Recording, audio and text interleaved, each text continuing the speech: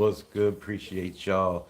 Man, Mike Tomlin, after 19 years, steps down as the head coach for the Pittsburgh Steelers. This coaching cycle is hotter than the desert in the middle of August. Man, it is crazy. 50 years of my life, my whole life, I've been watching football. I've never remembered a coaching cycle where it has been so crazy.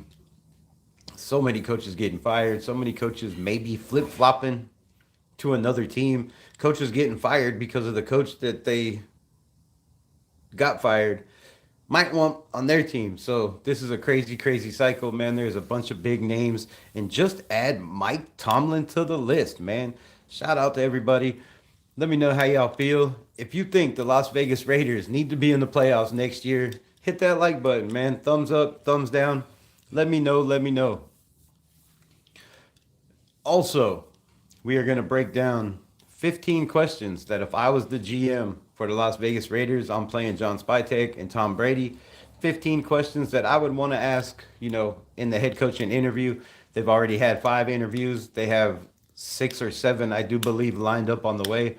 So it's getting crazy, man. It's getting absolutely wild. Let me know your thoughts. Let me know who your number one is. Do you have a number one? Do you not care? Let me know. Do you think the Las Vegas Raiders should go with a big name? Type BM. Do you think the Las Vegas Raiders should go with the up and coming name? Type UC, up and coming. If you think the Las Vegas Raiders should just win baby, then type just win baby. Let's get to the people in the chat, man. What's good? What's good? It is a crazy, crazy day. What up, Raider Nation? I want Mike Tomlin as head coach, Rebel. Raider Menace says Mike Tomlin. Let me know why. Let me know why in the chat. Why is it Mike Tomlin? And we're going to break down the 4 biggest names that I have on my list. Not my list, but the 4 biggest names out there I believe that the Raiders would be looking at. We're going to break down their history, their career, what they've done, and see how they fit and where they fit with the Las Vegas Raiders, Tom Brady, John Spytek, all that good shit. Appreciate my guy Raider Menace in the building. Jason Ruiz, go Texans. Go Texans, bro. You can't come in here with that. What's good, Rebel? Hope you're doing well today, my brother. Much love to you, man. Appreciate you. Hope all is well with you and your family. But yeah, let's get into it, man. There's all kinds of, all kinds of talks, right? And again, let me know who is your number one guy. My guy says, Menace, Mike Tomlin is a winner, brother. Yes, he is a winner. But the Raiders need a quarterback. Can you name me one quarterback he's developed since he's been the head coach of the Pittsburgh Steelers in 18 years? 19 years? 19 years, right? Since Ben Roethlisberger. And wasn't he there? Did he draft him or was he there when he got there? I don't remember. I'm not that big of a Steeler fan. But name me one quarterback that he's developed. The Steelers have a problem, right? They drafted Kenny Pickett, bro. Kenny Pickett in the first round of the NFL draft. So he is a winner. He is one of the greatest leaders in, all of coaching, from what I'm told. I don't know the guy, never met him. But from what I hear, going around the league is there's no better leader, right? And you can imagine 19 years with one organization. The Steelers have had 3 coaches in their history since the 60s. The Raiders have had 3 coaches in 3 years. So do you think Mike Tomlin would leave a historic organization like the Steelers where he has pretty much, I'm sure, whatever say he wants after 19 years, right? Could do what he wants, say what he wants. Do you really think he's going to leave that for the Las Vegas Raiders? Tom Brady being over his head and John Spytek? I don't believe so. I don't believe so. Would he be a great coach for the Raiders? Yes. If it was different circumstances, absolutely 100%, right? If it was, 2 years ago when we had, a different general manager in Tom Telesco, possibly it would have been, definitely would have been great. But I just don't see Tom Brady and Spytek giving up the power. To quote Mark Davis, right? He said Tom Brady and John Spytek will be involved in the coaching hiring and will be involved in the operations going forward with the Las Vegas Raiders. To me, that says you're not getting a coach like Tomlin, you're not getting a coach like Harbaugh, and we're probably not getting a coach like, probably Stefanski, which, you know, is high on my list. He's a quarterback guy, right? But as far as Harbaugh, I mean, as far as, Tomlin, the Steelers' biggest problem has been a quarterback. They haven't been able to get a quarterback in the building. I mean, they brought in Justin Fields, they brought in Russell Wilson, they brought in, the GOAT in Aaron Rodgers, right? And they just can't seem to get it to work over there. So, for Mike Tomlin, career historic, right? Great guy. We'll get into it in a minute. We'll break down, everybody's career and let people, make their own choices of who you would like to see as the Las Vegas Raiders head coach. But I just don't see Mike Tomlin being at all in the conversation. But I could be wrong. It's happened once or twice on this show before. Like it'll happen again. He won the Super Bowl, didn't he? In 19 years. Yeah, you won a Super Bowl, and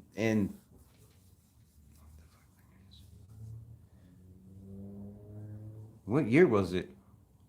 2006. The year we drafted, a year before we drafted Jamarcus Russell, or the year we drafted Jamarcus Russell. I don't know. It's been a long time, but they haven't won a lot of playoffs. And his team is always over 500 in a division that has the Browns, in a division that has the Bengals, and a division that has who else? Who am I missing? Somebody help me out. Y'all ain't gonna help me out. The Ravens, right? I do believe the Baltimore Ravens. So come on, man. It's not like he's coaching in the AFC West where, well, I guess that's not a tough division anymore either. But um, I don't need a head coach to develop a quarterback when I have coaches to do that. Also, Fernando doesn't need any development. Come on now. Now we're just getting crazy. Come on. You really think like this dude is worth six first round picks or even four? Mendoza needs development. Every quarterback needs development. Coming out of college into the NFL is night and day. It's not the same. Not the same speed. You're playing. I mean, do we have to name the list of teams that Mendoza went against? None of these are going to be one percenters like they are in the NFL. Your corners are faster. Your defensive linemen are just as fast as the linebackers and safeties in college. Like, come on, man. Fernando needs plenty of development. Every quarterback does. And you're going to have a good quarterback coach. You're going to have a damn good offensive coordinator with a damn good system that fits his strengths. Because, yes, he's intelligent. But come on, man. The NFL is going to be totally different for this young man. 12-5. Yeah, I did say 12-5. And I still believe that this team could have with the right head coach. Watch them turn it around next year. But I'm telling you, Fernando Mendoza needs plenty of development. And I don't think Mike Tomlin would, step foot in Las Vegas in the situation that we've had over the last 4 years with head coaches. It would be crazy. Now, Harbaugh, it's a different story, right? His brother's in the division. Maybe he wants to face his brother twice a year, like we've talked about before. That's a totally different story. But to say Mendoza doesn't need doesn't need development is absolutely wild, bro. Like, come on, this kid absolutely needs development.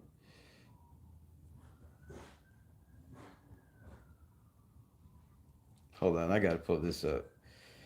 Gotta pull this up. Where we at? Indiana's schedule this year.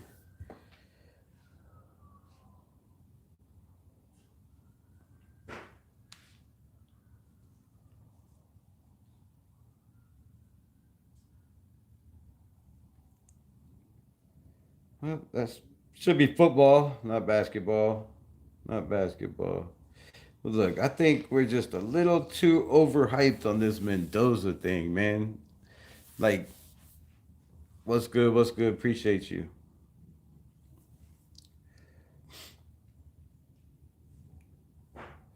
Bro, he played Kent State, Illinois, Indiana State, Iowa, Oregon, 1 by 10, Mizzou, UCLA, Maryland, 1 by 3 to a struggling Penn State team. I don't know, man. Like,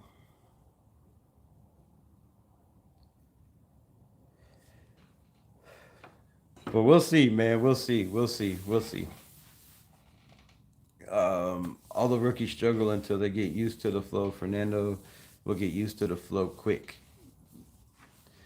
Do you really see that on tape? Like, you really see him being that intelligent that he's going to learn NFL defenses? He's going to learn disguise defenses. He's going to learn the scheme defenses. Like, did you not see the Robert Spillane was up talking in his interview for the Patriots and said players were coming up to him and saying, "Man, we didn't know what defense you were running. We had no idea what defense you were in the whole entire game." That's different. That's different. You're not going to come in as a rookie and no disguised defenses. No matter how much you study the playbook, they're going to mix it up on you. They're going to change it up on you. You're not going to see the same scheme from a team that they played the week before. Like, that's the struggles I'm talking about. Yeah, I mean, you're going to have struggles, but you got to have a damn good quarterback coach. I mean, look at the staff he's got right now. A lot of people don't realize that Mike Shanahan, not the, no relation to the Shanahans, but Mike Shanahan has been with Signetti for the last 4 or 5 years, four different schools.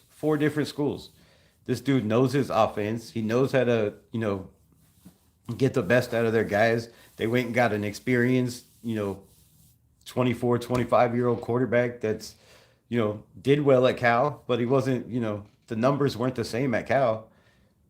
The win loss totals weren't the same at Cal. Why? Because he didn't have a top five defense. He didn't have a top five running game. He didn't have three top 100 or top 150 receivers. He didn't have all that. He didn't have a coach like Signetti. He's not going to have all that in the NFL, right? So I don't know, man. Like I said, you have coaches that do all that.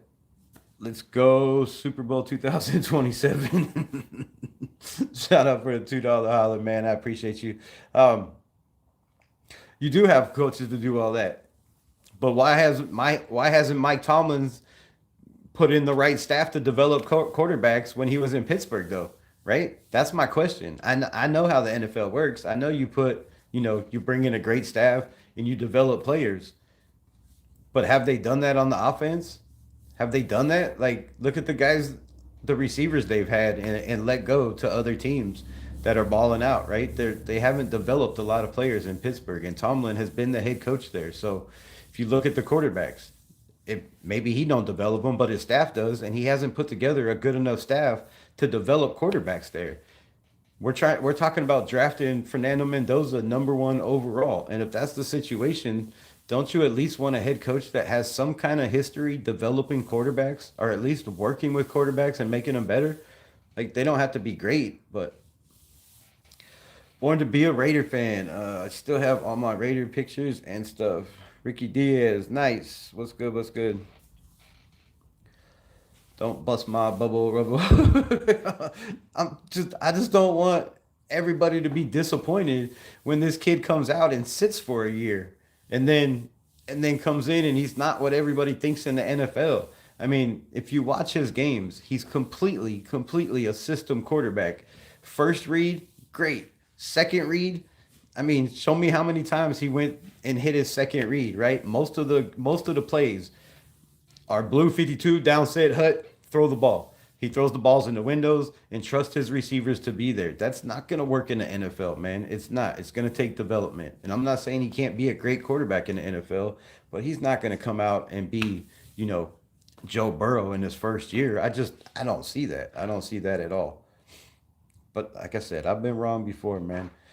If we get the right coach, we could go to the Super Bowl next year. I mean, I don't know about a year, maybe 2 or 3.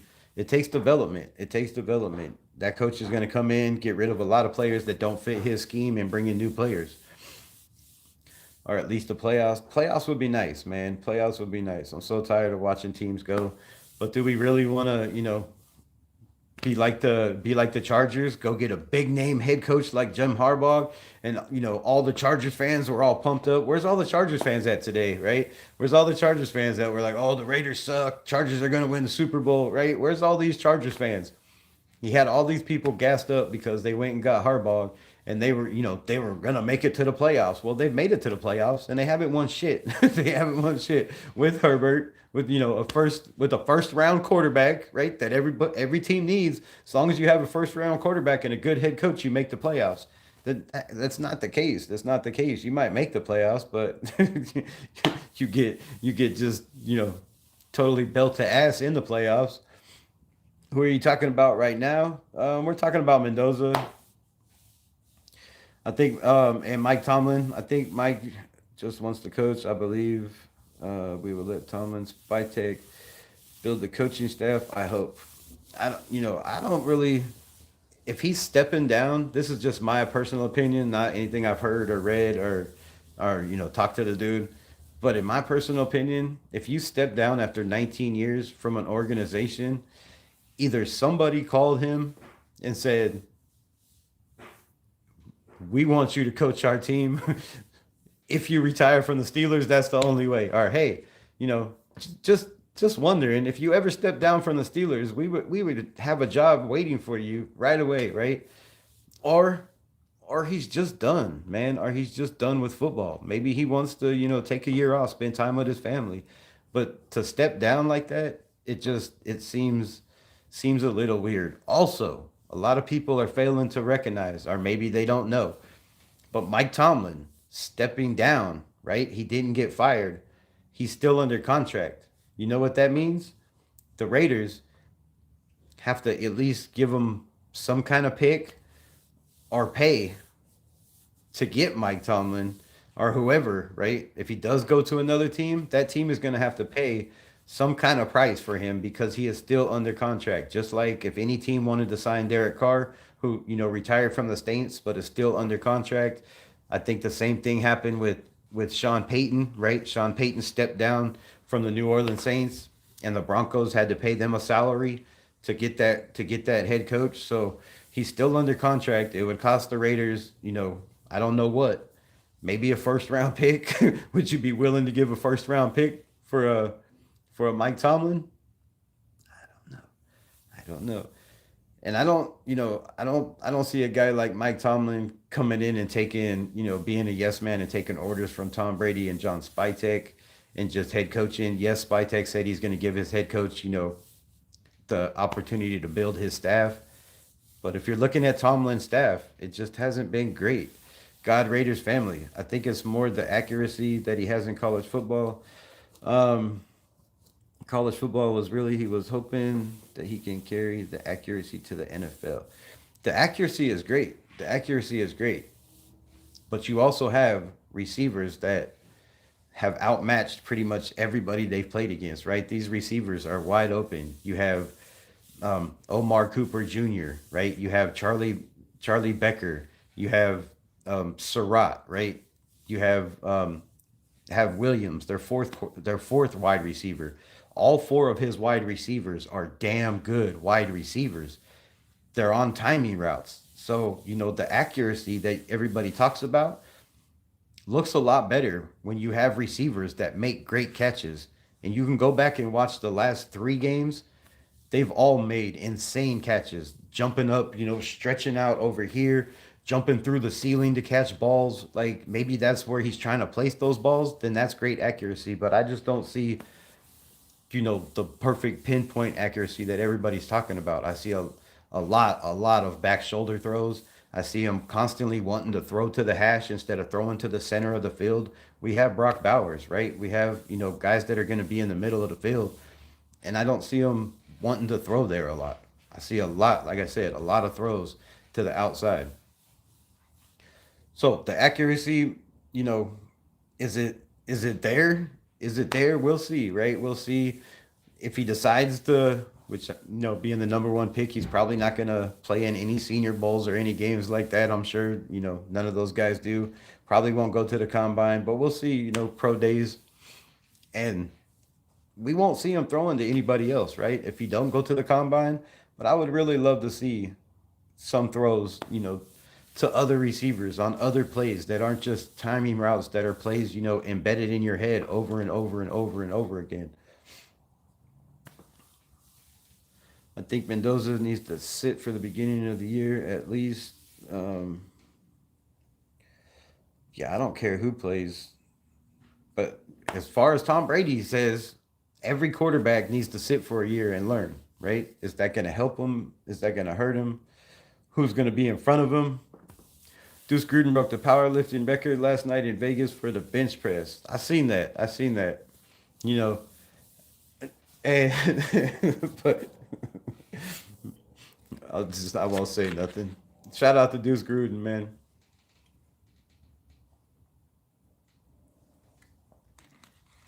I wonder if he makes it through a fifth regime since his father's been, you know, rudely booted from the NFL.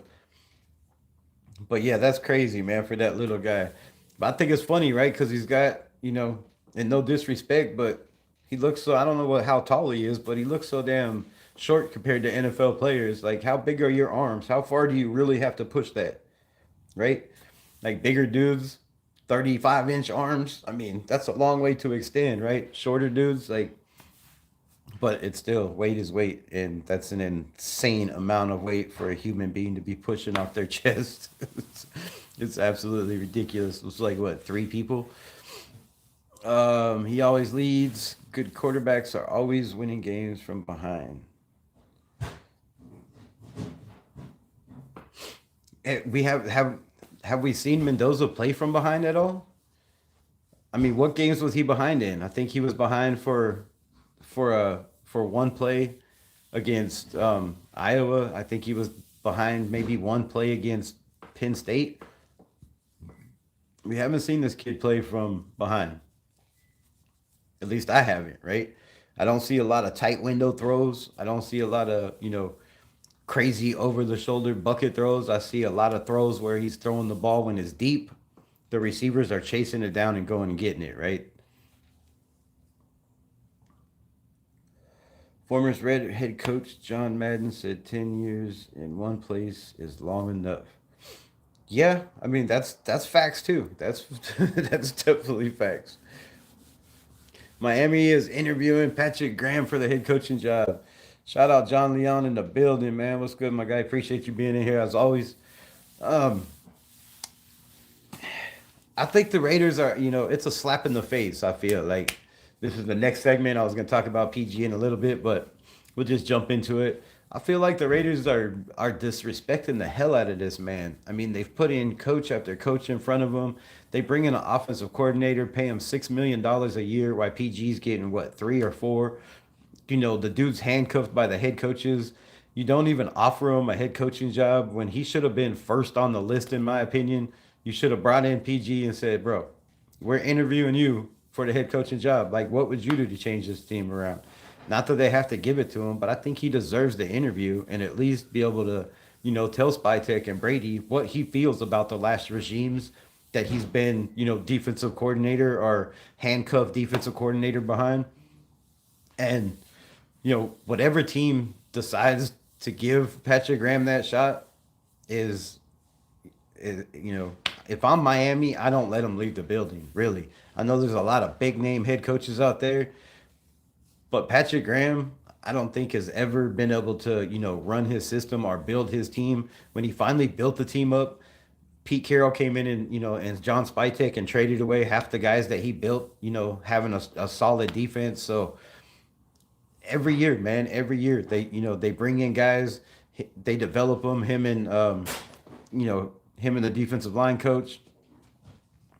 And then they're gone the next year. So I hope Miami gives him a shot. I hope Patrick Graham has a lot more interviews. If I'm a team in the NFL, I'm bringing this dude in the building to pick his brain, right? To find out,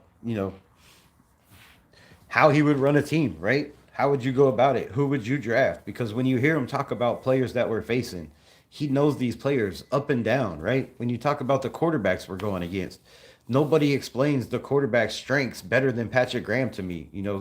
Sometimes I'll watch other teams' press conferences and their defensive coordinators that we're going against, and none of them are as detailed as Patrick Graham.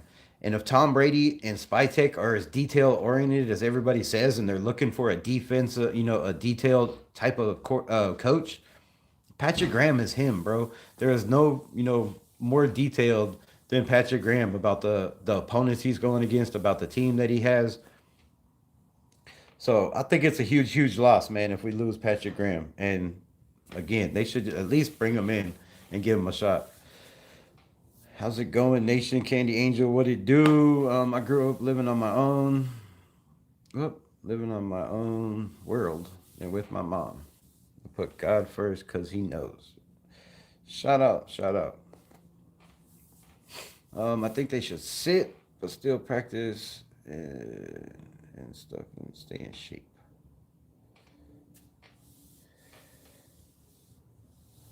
Who wants to see him from what?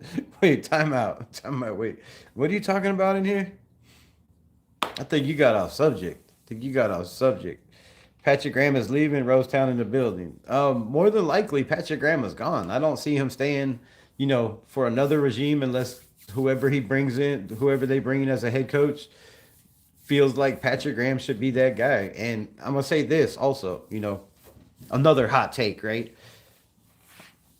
Is if you're a young head coach, if you're a Nate Schilhaas and you get the job, if you're a Davis Webb, if you're a Mike LaFleur, right? If you're one of these young cats that get this job, you would be absolutely insane unless you think you know a better defensive coordinator that knows this defense or knows this team better than Patrick Graham. And my advice to anybody that takes this team that is, under 35 or 40 that are as a first time head coach, even Kubiak, right? Keep Patrick Graham in the building. He knows the players better than anybody. He knows the offensive players, the defensive players, and lean on Patrick Graham, bro. That would be my advice. If I'm a head coach and I'm coming in, I'm saying, man, I'm keeping this guy that's been in the building, that knows these players, that knows the organization, that can help me, stay away from guys in the building that, I don't need to be involved with, right? Because there's a couple of them there. So that's what I would do. That's what I would do. If I'm one of these young coaches, I'm saying, yeah. But, I'm keeping Patrick Graham. But that's if Patrick Graham wants to be there. If he gets a head coaching gig, obviously he's out, right? He's out. He's not going to turn down a head coaching gig to come back and be the head coach of the Raiders. And it doesn't really sound like he wants to be here anymore. I think he's been done dirty by this organization too many times, pay-wise, handcuffing him, not letting him run his system or getting the guys that he needs to run his system. So PG is him, brother. Just my personal opinion. I think he is mid at best. I mean, that's your personal opinion, but if we're looking at his track record, if you're looking at the school he went to, if you're looking at his knowledge of the game, it's up there with these guys that have been head coaches in Harbaugh and Stefanski and Tomlin, right? Maybe not as long, but the dude has been around the game for a long time. He has a very great mind. And I think, maybe defensive coordinator is just the wrong position. But we'll see. We'll see. Shout out, Lawrence. What's good, my guy? Appreciate you. Harold Rice in the building. Junior. He can kick rocks. I'm sure he's going to be kicking rocks. I don't see him staying anywhere, especially, like I said, if you're getting defensive coordinator gigs or head coaching, interviews somewhere else, somebody's going to hire this man. Patrick Graham, like I said, there's nobody that knows more about football, more about personnel, more about these young college players than Patrick Graham, in my opinion. That's just my opinion.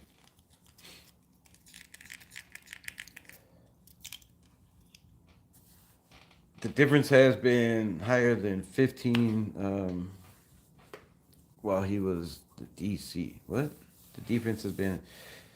Yeah, but I mean, I get that. I get that.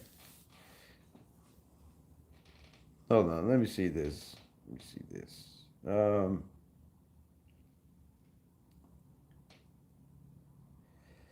Break this down for me. Break this down for me. Where's it at?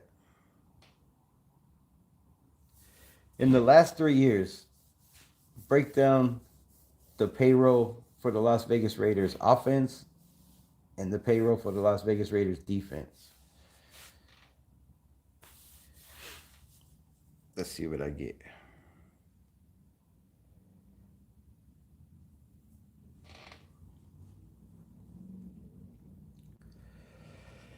Yeah, that's not what I wanted. Go to Spotac. Let's see, man. Let's just see. Let's just see. How much money was on the offensive side of the ball? How much money was on the defensive side of the ball? They're not going to break it down, are they? Cap hit, team, roster view. No. Man, can't get it over offensive defense ranking? The hell?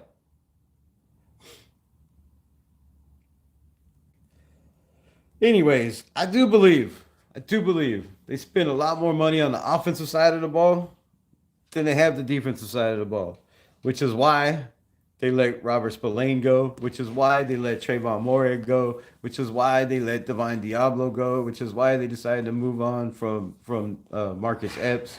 Stephon, I mean, I don't know, why they cut Amari Gaynor, but to me, that's why. So you got Max Crosby making 35 mil, 35 mil on the defensive line. You got Jeremy Chin making 9.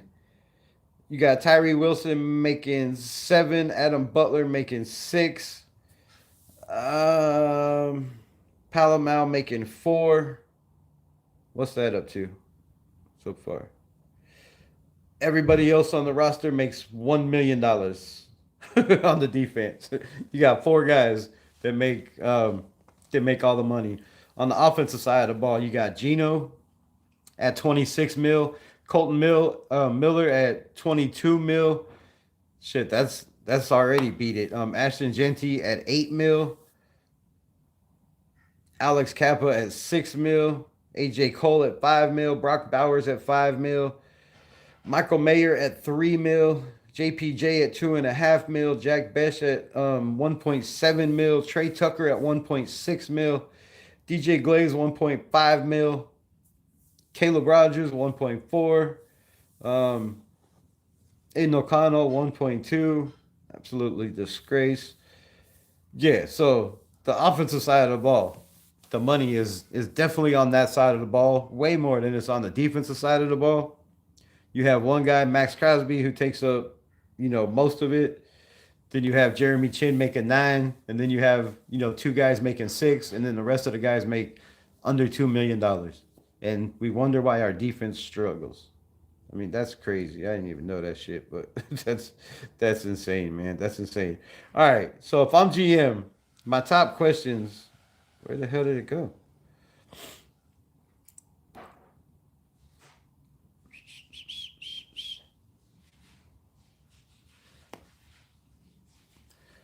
Checking in the building.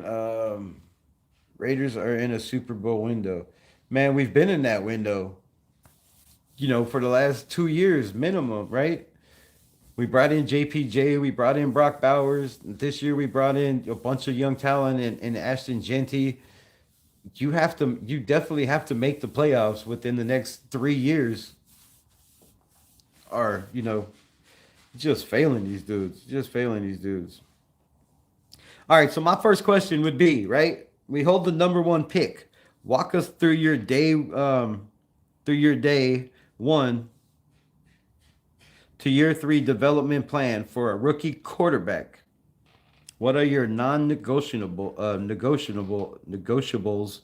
Can't even speak in his weekly preparation. So that would be a main question, right? What is your development plan over the next 3 years for a quarterback? John Spytek said We are in a rebuild. We're not trying to rush anything. And that's what you would want to know, right?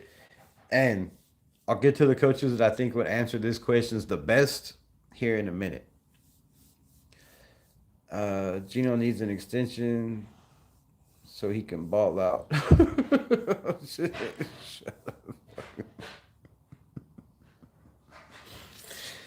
Oh man. Yeah, that's what we need.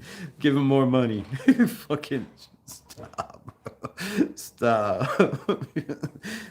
Scheme flexibility. Tell us about a time you had to completely scrap your preferred scheme mid-season because of personal injuries or limitations, and what was the process of the pivot, right? These are questions you want to know from an offensive coordinator that you're trying to make a head coach, from a defensive coordinator trying to make a head coach, or from a previous head coach, right? These are questions that I would be asking my head coach. So, you know, what do you do when you have to scrap a whole season because you lose a JPJ and a Colton Miller and Gino turns out to be ass wipes, right? What do you do in that situation? Do you play the rookie? Do you play the backup or the backup? which the answer would be yes, obviously, unless you're Pete Carroll. Number three, or wait, where am I? Number three, red zone philosophy. Statistically, we struggle in the high red zone. We struggled in the high red zone last year. Describe your sequence inside the 20-yard line. What is your mindset? Must have traits for an offensive coordinator to fix this, right? So if you're asking your head coach, we struggle in the red zone. We have Brock Bowers. We have Jack Besh. We have Michael Mayer, none of which were used ever in the red zone. What would you do about this situation, right? I think that's a damn good question. Fernando Mendoza, let him sit for a year if possible. I'm not mad at that. I'm not mad at that. A year of development, I think, in the NFL would be great for him. But there's some people that seem to think he needs no development at all. At all. No, none whatsoever. Next question. Exploiting the rules. The league continues to shift towards favoring the offense. How does your system specifically exploit current officiating trends and defensive concentrates? Which I don't know what the fuck that means. Another question you definitely want to know about your coaches, right? How do you get the refs to stop calling flags on the Las Vegas Raiders? How do you go about this? What do you do to win these damn coaches over so they're not constantly just looking to, throw a yellow on us, yellow underwear all over the field?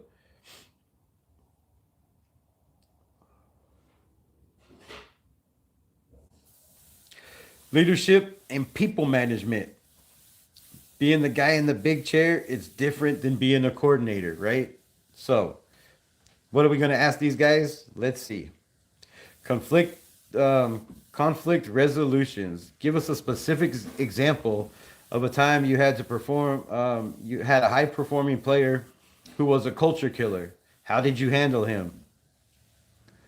And what? And would you do it differently now? I mean, that's a damn good question that I think if I was a GM that I would want to know, right? Because we had an Antonio Brown who came from the Pittsburgh Steelers and, had a problem with not wanting to wear a helmet, not wanting to wear shoes, not wanting to fucking whatever the dude's deal was. But we had a player, but that was a problem, right? Under Mayock and Gruden, that was one of the best receivers of all time. But the Raiders couldn't figure out how to wedge the gap and get this man on the field. So how would you go about a situation like that? Staffing and loyalty. Who are your primary choices for coordinators? Right? Talked about this the other day. This is going to be questions you're definitely going to want to know from your head coach. Who is your primary choices for coordinators? And more importantly, how do you handle it when a coach you've hired is failing to meet the standards? This would be the first question I started out with if I was John Spytek or Pete Carroll. I mean, fucking Pete Carroll or Tom Brady. Mark Brady, right? These are the first questions I'm asking because there was a huge nepotism problem with the Las Vegas Raiders this year. Whether it was stepson Geno Smith, whether it was real son Brendan Carroll or Nate Carroll, you know, being the assistant quarterback coach, being the game manager from what I heard, and also being the guy who decides when guys get taken out of the game or swap guys, which come on, man. And then Brendan Carroll, who was the run game coordinator and the offensive line coordinator, who was absolutely one of the worst position groups we had on this team. So how do you handle it when coaches you hired are failing to meet the standard, right? These are things you want to know. And I'm sure Tomlin and John Harbaugh and, Stefanski have quick answers to this. But does a guy like Mike LaFleur, does a guy like, Davis Webb, do they have quick answers to this? Do they got to think about it, right? If they got to think about it, then you might want to think about hiring this dude as your OC. I mean, as your HC. Why is the light so bright? It's the phone. That's stupid. Can I put it over here and read? Jesus. Accountability metrics. Beyond the win-loss column, what are 3 specific leading indicators you track weekly to know if your team's culture is trending in the right direction? I think this is a damn huge question, right? Do they ask these questions? I don't know. But Raiders, if you're out there, bro, these are questions that I would want to know if I was in a leadership role. So just heads up. But I think that's a huge question. Let me repeat it, right? Beyond win-loss column, what are 3 specific leading indicators you track on a weekly basis to know your team is trending culture-wise in the right direction? Because we start out hot this year. We beat the Patriots, and then the whole team, folds like a damn lawn chair and turns into, soft as wet bread because, you tend to take the identity of your head coach. And that's what the Raiders did. They turned into a very soft, non-physical football team last year, in my personal opinion. Game logics. We do know that they trust that data are their gut when the game is on the line, right? Something you need to know. Do you trust the analytics? We've seen a coach like Ben Johnson, who has never been a head coach before.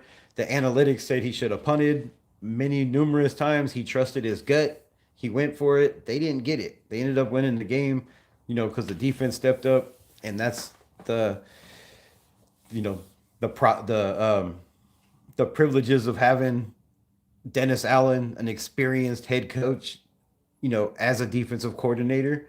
That's the privileges of bringing in guys that are in those situations that know how to deal with them. And I think, had Ben Johnson not had an experienced head coach and went with a younger head coach instead of Dennis Allen, could the Bears have come back and won that game? That is a question to ask, right? All right, so 4th down pivot. It's 4th and 3 on the opponent's 42-yard line. Down by 4 with 6 minutes left in the 3rd quarter. The book says go. The momentum feels off. What is your decision-making framework in that moment, right? What would be your framework? Let me ask it again. 10 people in here. Somebody answer this question. It's 4th and 3 on your opponent's 42-yard line. So you're on their side of the field, right? You're down by 4 points with 6 minutes left in the 3rd quarter. So you still got a whole nother quarter to go. The book says go, but the momentum feels off. What is your decision framework in that moment? Do you go for it or do you punt? What would you do? Let me know. Just another question I would want to ask my head coach. In a 2-minute drill, Tom has orchestrated more game-winning drives than anyone, which, that's hard to have as your minority owner, a guy that's won more in the NFL than anybody ever. It's kind of hard to question this man, which might be hard getting somebody to be the head coach knowing this and having this over your head. Like, how do you tell this dude he's wrong, right? How do you tell him, nah, bro, like I've done this before, you haven't? Like, how do you go about telling Tom Brady that, right? If he's watching from the owner box, how do you communicate your end of the half clock management philosophy to the team so there is zero hesitation? Self awareness and long term growth. The Raiders should be looking for a coach that evolves, right? We had a big problem with evolving, adapting to the situation, to the style of the NFL, to the speed of the NFL. Pete Carroll, as long as he's been a coach in the NFL, right? It's still, he had a problem adapting in the second half, adapting when your quarterback throws 3 interceptions, benching guys that should have been benched, right? There was an adapting problem for the Las Vegas Raiders, very to say the least, right?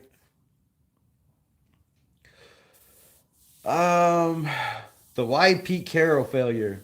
Looking at Pete Carroll error here, what is the one thing you believe was missing that you are uniquely qualified to provide? If I'm interviewing for this job, my answer is definitely an offensive line, offensive line, and an offensive line, and an offensive line coach, and it won't be my family, right? And I think that should get you the job right off the rip. We need someone who can bring new ideas. That would help also. Your biggest blind spot. One is one of the areas of head coaching, media cap management, scouting, etc. that you find most challenging.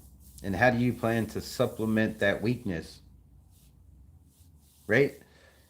Which I don't think that's a problem. I think we have, including Spytek and Brady and the guys that they've brought in the last 3 years that they've taken that were, the head president assistants of the scouting shit.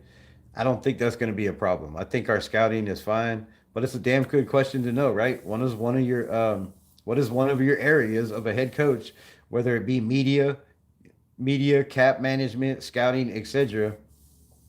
What is one of your weaknesses, and what is it that you find most challenging, and how do you plan to supplement that weakness? Legacy questions. When you are standing on a podium in February, 3 years from now, what will you say was your signature trait for the Las Vegas Raiders? Damn, that would be hard for anybody that's coached the Las Vegas Raiders to answer over the last couple of years. So I hope you got an answer for that. Yeah, and those are my questions, man.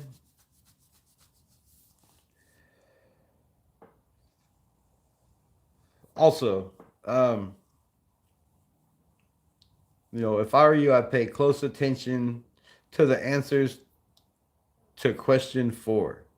With our draft capital, the next 5 years depends entirely on the rookie's growth. Um, so yeah, man, like who would you draft? What would you do in this situation?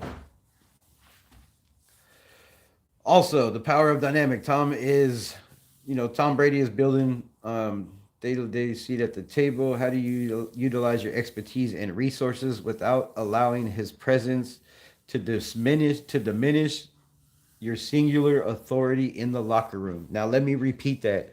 This is a definitely a damn good question you should ask any coach, right? Tom Brady is building. Tom Brady is in the building daily, which he is not, but there is rumors that he might be soon. So, if he was in the room, in the building daily, and has a seat at the table, how do you utilize his expertise and resources without allowing his presence to diminish your singular authority in the locker room? That is something that I would want to know. Arnie Garza, what's good, my guy? Appreciate you. Number 2, the Raider Way 2.0. The Raiders have a history of being outlaws and misfits. Tom represents the pinnacle of discipline and progress. How do you merge those two identities into a modern culture that wins in 2026? Now, this is a question I want to know, right? Because Tom Brady, like they says right here,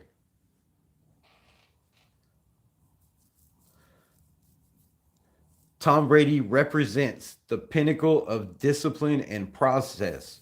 But the Raiders have always been known as misfits, right? How do you get these two to coincide to win and have victories in 2026? Question: after the season, do you re-sign AOC if we draft Mendoza? Is this his last year? Doesn't he have one more year? He's got one more year. You got one more year before you make that decision. So, I mean, obviously, yes. Tom Brady, Dream Raider head coach Josh McDaniels. Come on, man. Are you listening to who you listening to? Hondo Carpenter? I seen that posted on X, bro. That is the most ridiculous thing I've ever heard.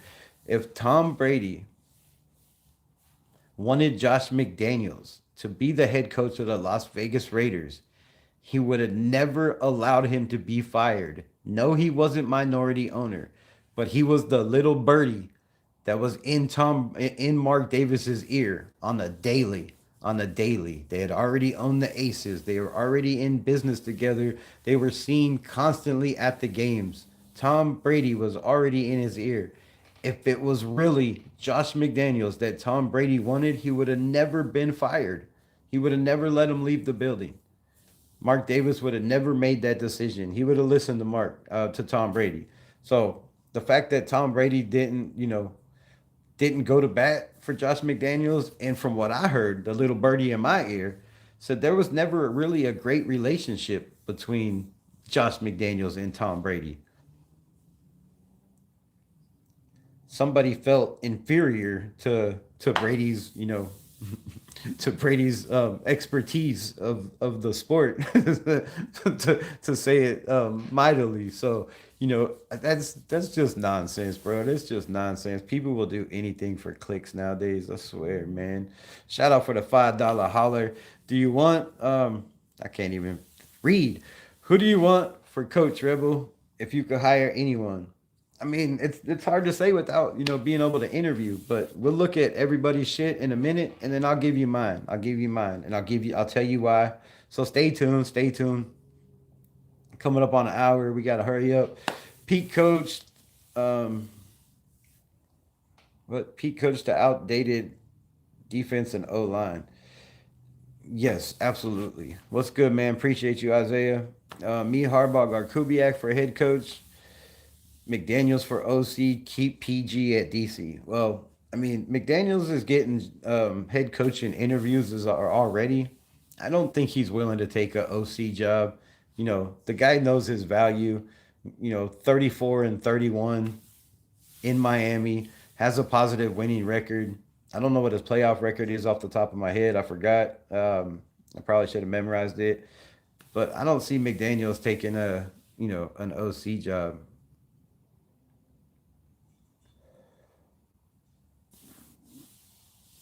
So what vet quarterback are you signing? Mariota, Russell Wilson, or Rodgers? If we're developing a Mendoza, if Aaron Rodgers is down for it, which I don't see he would be, it would be Aaron Rodgers. I mean, you bring in a guy with the experience of Aaron Rodgers, four-time MVP, Super Bowl winner, um, you know, the experience he has, the knowledge that he has, but I just don't see Aaron Rodgers as the type of guy that, is going to come in a building to develop. He's going to want to play. And I don't want to see the Raiders with Aaron Rodgers for a whole entire season. He was okay. I mean, he was okay with Pittsburgh. Nothing special. The fumbles, the turnovers, the interceptions, just too much for me. Russell Wilson is washed. He's done. Mariota, if Mariota couldn't succeed with a Cliff Kingsbury offense, what makes anybody think Mariota's going to succeed with the Raiders? I think that ship has sailed. So none of them, none of them, none of them. If I had to choose, it would be Malik Willis. Rick Whitson, my guy, what's good? What's good? Appreciate you in the building. Rebel. Who is your favorite head coach candidate for the Las Vegas Raiders? It's still Mike LaFleur, man. It's still Mike LaFleur. For the last 2 years, I'm not a flip flopper. I don't change. I don't jump, with the tides or jump on the next big wave. I stay to my shit, and there's a reason for it, right? The dude is well qualified. I think if you go with one of these big name coaches, they're gonna want too much power. I don't think Brady's gonna give that up. So it's Mike LaFleur, 100%. Um, Brady is a gringo, not a minority.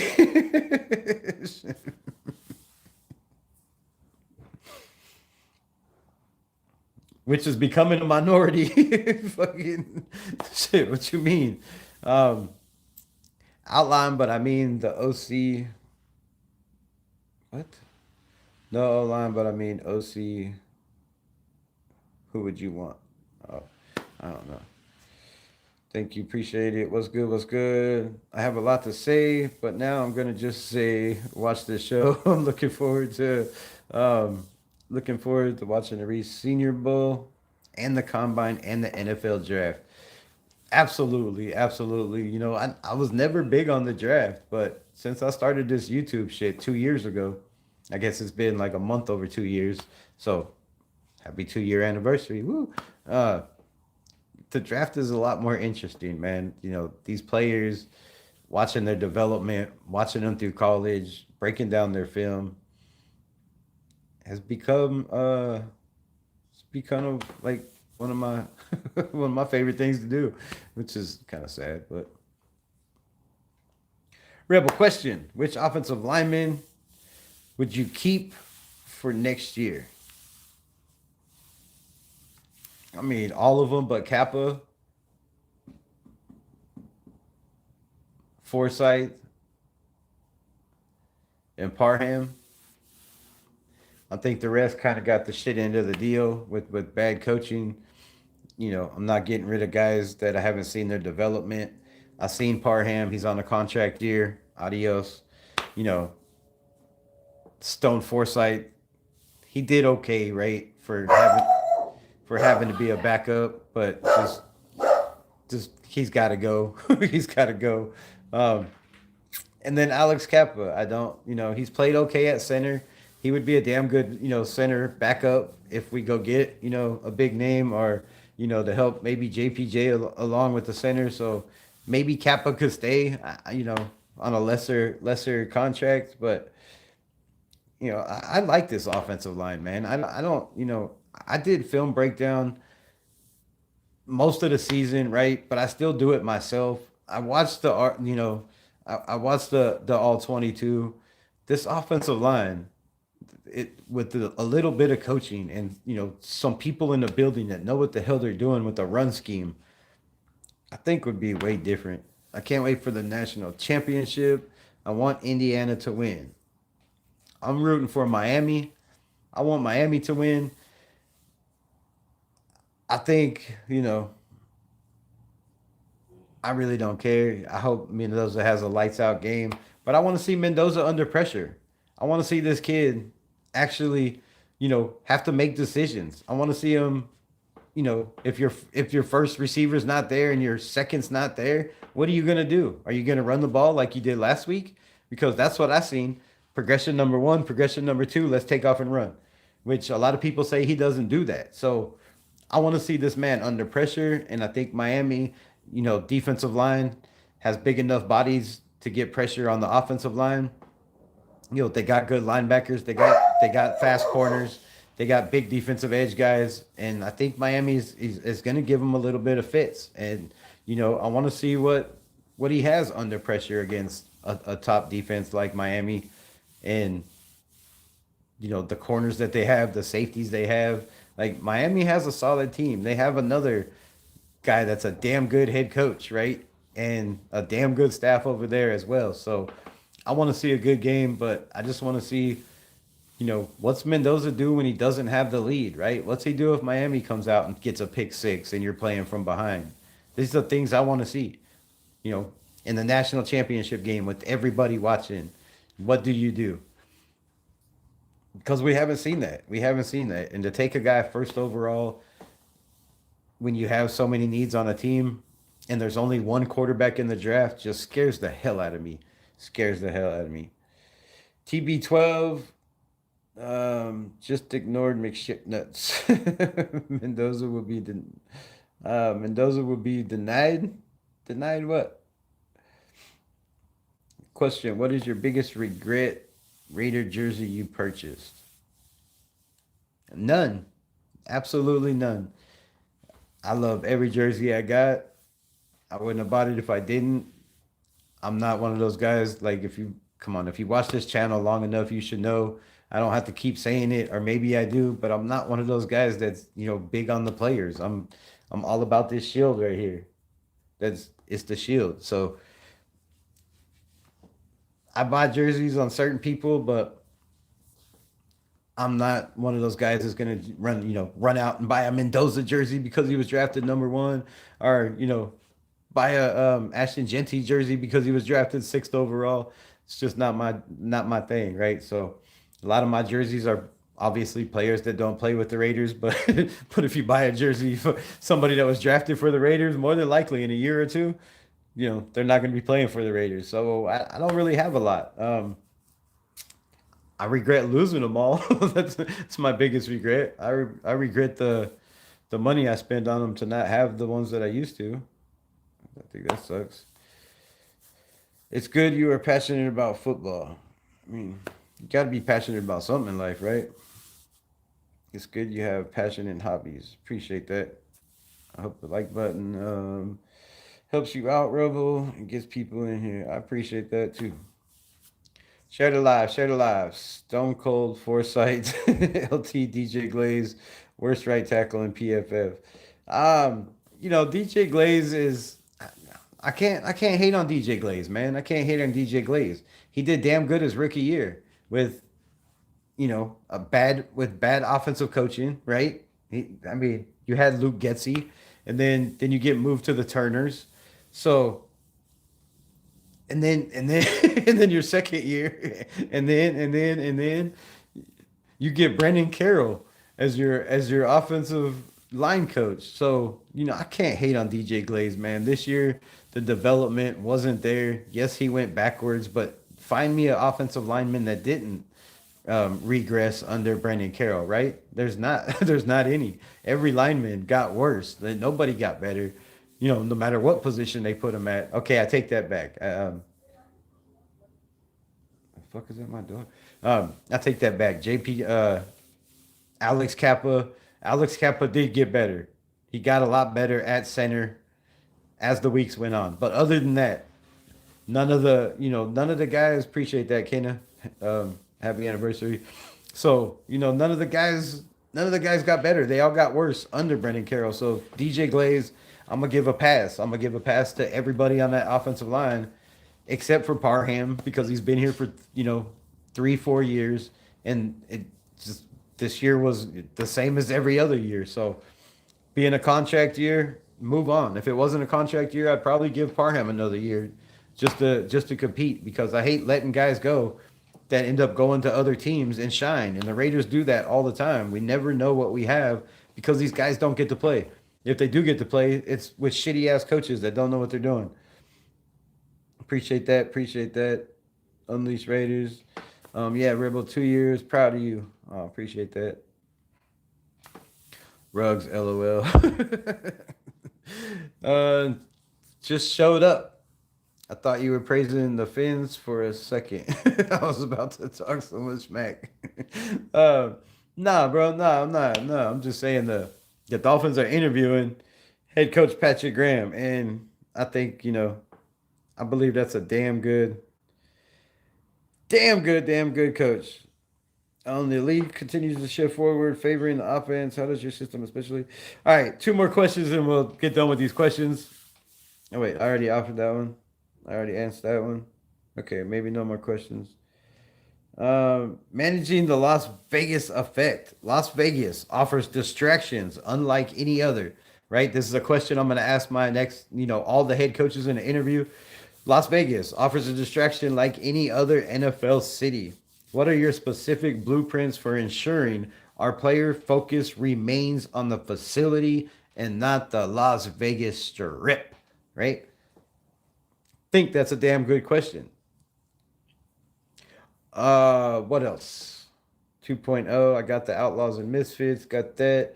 I do believe that is it with the questions, Now, part 3 of the segment of the show, we are going to break down these coaches, what they do, where they come from, how they do it, how long they've been doing it, why they do it, where they do it, I mean, not all that, but you know what I mean. We're going to break this shit down.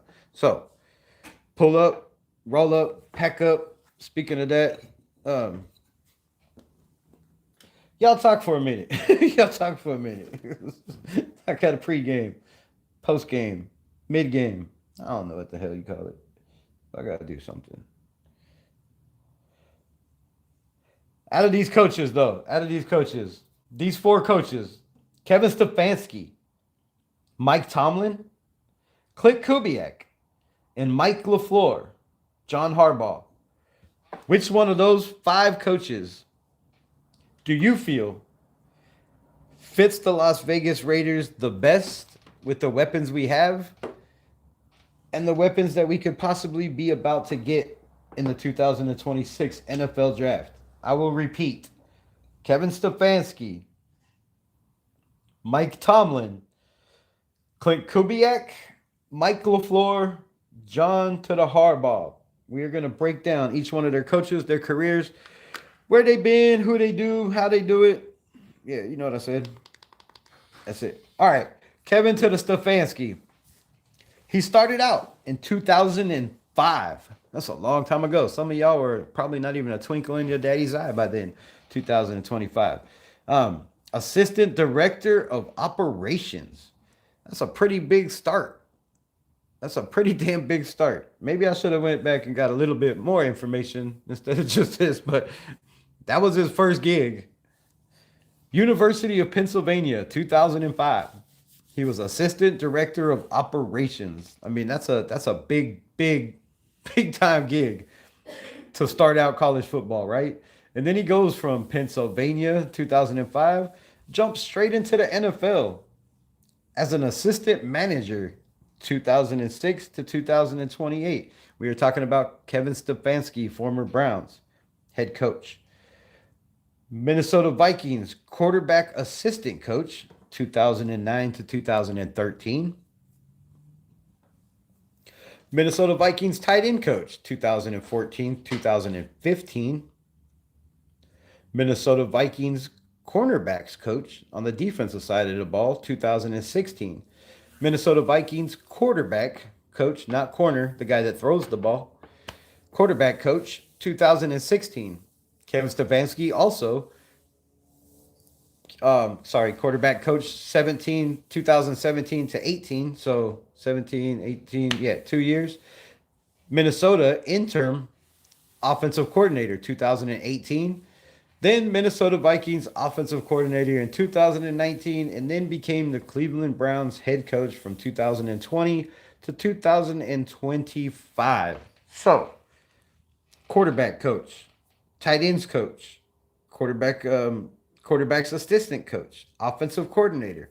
This is an offensive-minded guy who has been around the offensive side of the football. And again, like I said, started out his career very, very, very highly as head of operations in Pennsylvania. Clint Kubiak, Texas A&M, 2010 to 2011.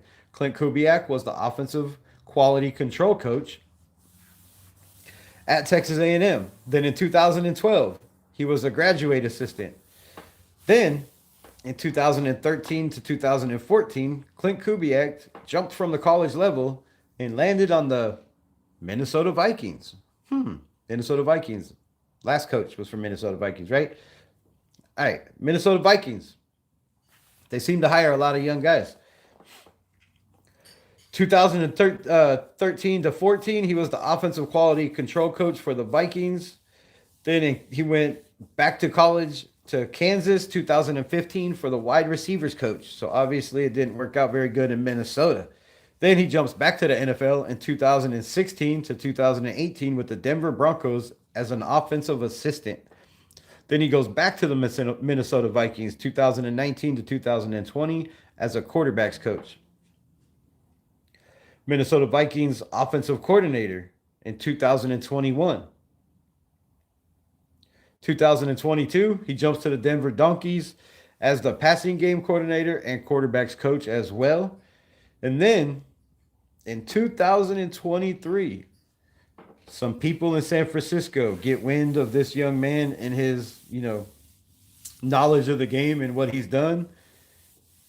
And a Shanahan decides to bring him over to the San Francisco 49ers. In 2023, he is the passing game coordinator. Also, I do believe that was the year when he was the passing game coordinator for the 49ers that Jimmy G was there, Jimmy Garoppolo. And I do believe that was the year that they made it to the NFC Championship or the Super Bowl and lost, I do believe. Anyways, Clint Kubiak was the passing game coordinator then. He goes to the New Orleans Saints in 2024 as offensive coordinator with Derek Carr, where they started out extremely hot, 1,500 yards passing and like 10 touchdowns, I do believe, in the first 4 or 5 games. And then DC got hurt.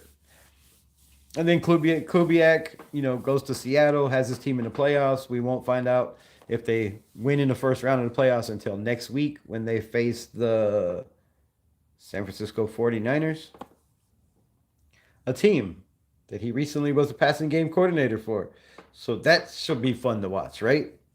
Next up on the list is my guy, Mike LaFleur. And I'm going to explain to you why Mike LaFleur trumps, to me, Kubiak, trumps to me all these coaches in this coaching cycle.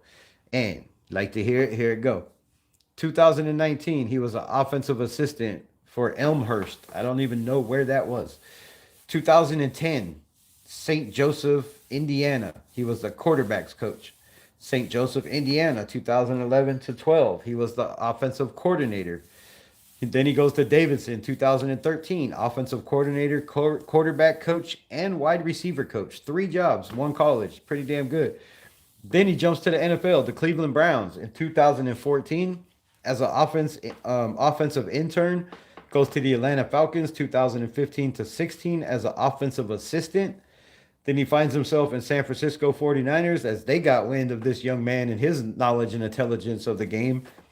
San Francisco calls him up, says, yo, would you like to be our passing game coordinator and our wide receivers head coach? He accepts.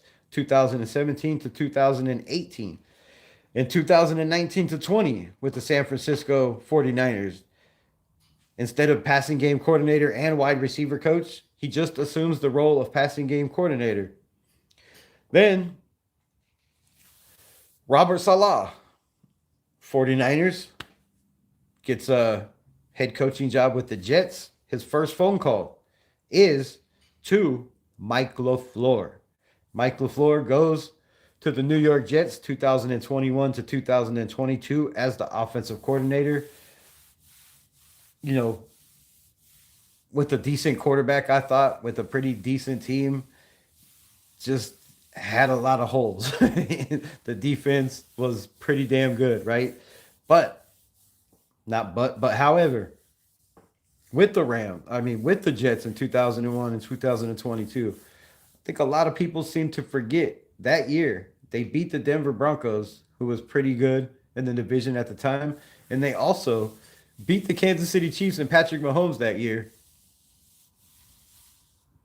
I believe that year they won the Super Bowl.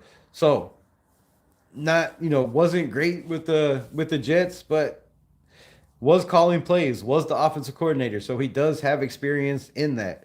And they played some crazy defenses. And who the hell was his quarterback? I don't know. It'll come to me in a minute.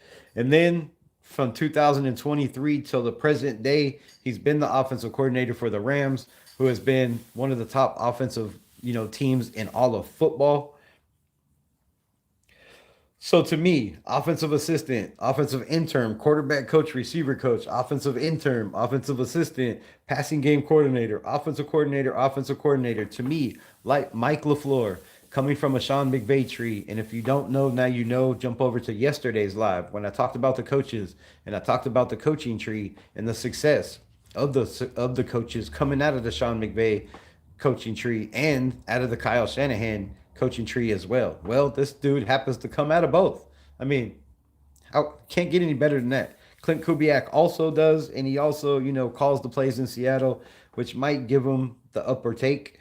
But when you ask questions like I just asked in the interview, I think all that experience, goes out the door, and those questions become a big, big part of that interview. Next up is Jim Harbaugh. This won't take very long. 1984 to 86, he was the running back coach and outside linebackers coach. A lot of people have said he's just a special teams guy, right? Well, not really, not really, right? Pittsburgh Steelers, 1987 was the tight ends coach. Morehead State, 1988 was the special teams coach and a secondary coach. Cincinnati, 89 to 96, that's a long time, 7 years, was a special teams coordinator. Then he goes to Indiana, special teams coordinator and defensive back coach. Philadelphia was special teams coordinator, 1998 to 2006.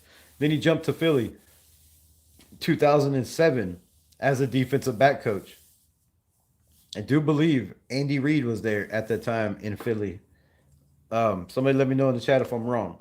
Baltimore Ravens, 2008 to 2025 head coach. So out of those, who you got, man? Who you got? Who do you think makes the most sense? Who do you think gives us the best opportunity to win right away? Who do you think comes in and, changes the culture of this Las Vegas Raiders team off the rip in day one? Let me know. Let me know.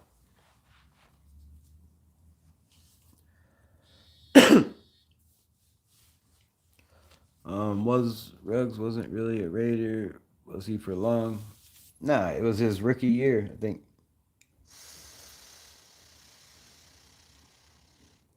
Or his second year. He was having a hell of a year, whatever year it was.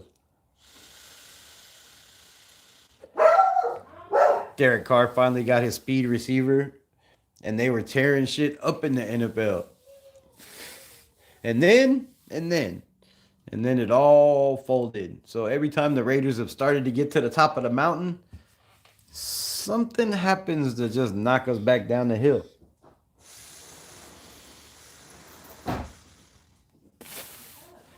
It's just been the story of my life. So I can relate. Sharon Moore for Pittsburgh coaching job.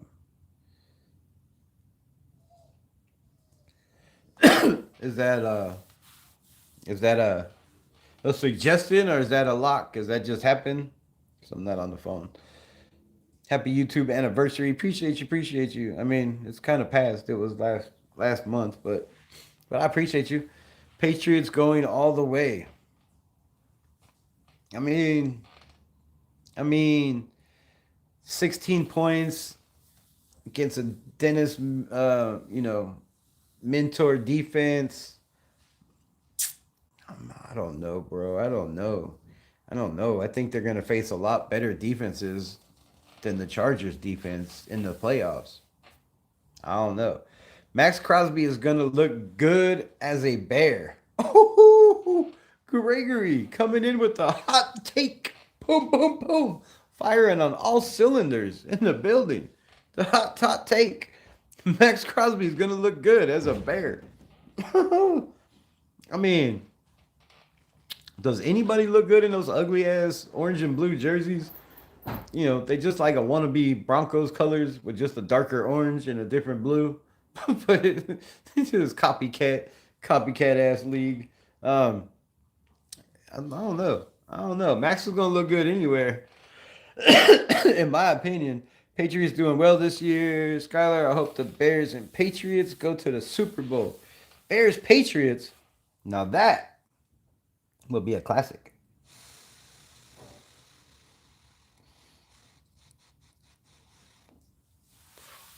Bears Patriots. Sign me up. Sign me up for that. Is DJ the Mule Glaze better as a guard? Too slow for a tackle. Um, I think DJ Glaze's problem is he didn't have any competition last year. He had Thayer Munford over there competing.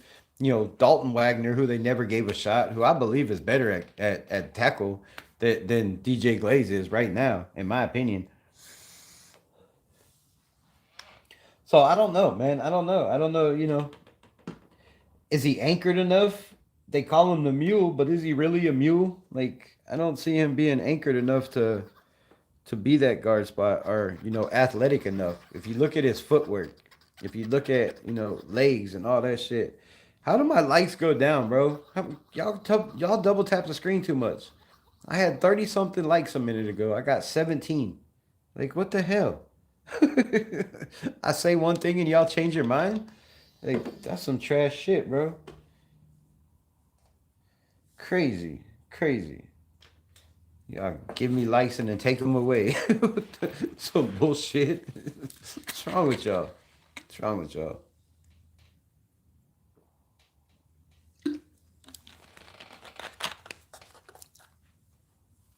But I don't know why you would try DJ Glaze at guard, really, at this point. I mean, just leave him at tackle.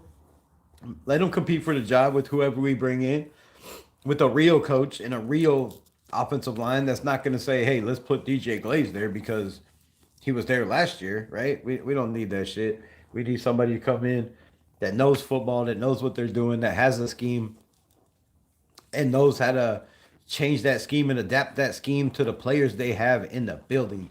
So I believe with JPJ, with leaky Fatu, I mean not Fatu, leaky Lackey Tassi, my bad. With Lackey Tassi, with Antonio Mafi, right? 320 something pounds, little bowling ball. I believe with those three guys and Caleb Rogers, that's four guys that play guard on the right side. Somebody's got to go or move to the left side, right? So moving DJ Glaze to the right guard position, I think just takes away whatever potential value we could get from the guys that are already playing that position. And if it's me and I'm the head coach, I'm sorry, I love JPJ, man, but I'm not sugarcoating shit for anybody. If he doesn't win that spot in camp, which I don't think he's beating out Caleb Rogers if we have a real offensive line coach, where do you put JPJ? Do you put him back at left guard? To me, he played well there. I think he played better at right. He played decent at center. He started out at left. A lot of people say he's a better guard than he is a center. So do you put JPJ back at center? Or do you go out, and get a Tyler Lindenbaum or one of these top centers in the draft? Maybe you go out and get one of these guys and move JPJ back to left guard. Because right now, the way it sits, we got Charles Grant. I do believe, I'm just going off the top of my head. We got Charles Grant, who's supposed to be the backup left tackle, right?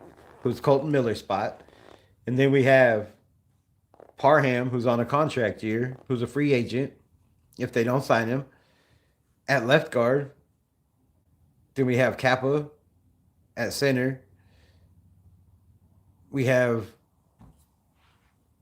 maybe Jordan Meredith at center, but he really plays right guard. I mean, and then right guard, Jordan Meredith, right? Caleb Rogers, Lackey Tassi, Antonio Mafi. Some of these guys, I mean, are gonna get the boot, right? And then and JPJ. That's 5 right guards. So yeah, we need to go out and get another right tackle so there's competition and let all these guys compete. I know you got a 90 something, 92 3-man roster, 4-man roster, whatever it is. That's plenty of room to leave all these guys in the building and, kind of see what we have next year. Because if you watch film from this last year, you can't really look at any of these guys and be like, okay, let's keep that guy, right? Maybe Caleb Rogers, maybe, maybe. No, I only own a Jim Otto jersey. Damn. That's it? Shout out to Kenna in the building. Question. What is the trust level in Spytech 1 through 9? What is your confidence level in Tom Brady 1 through 9? My confidence in Spytech 1 through 9 is a 9. Okay, let's go 8.5. I don't want to jump to the top.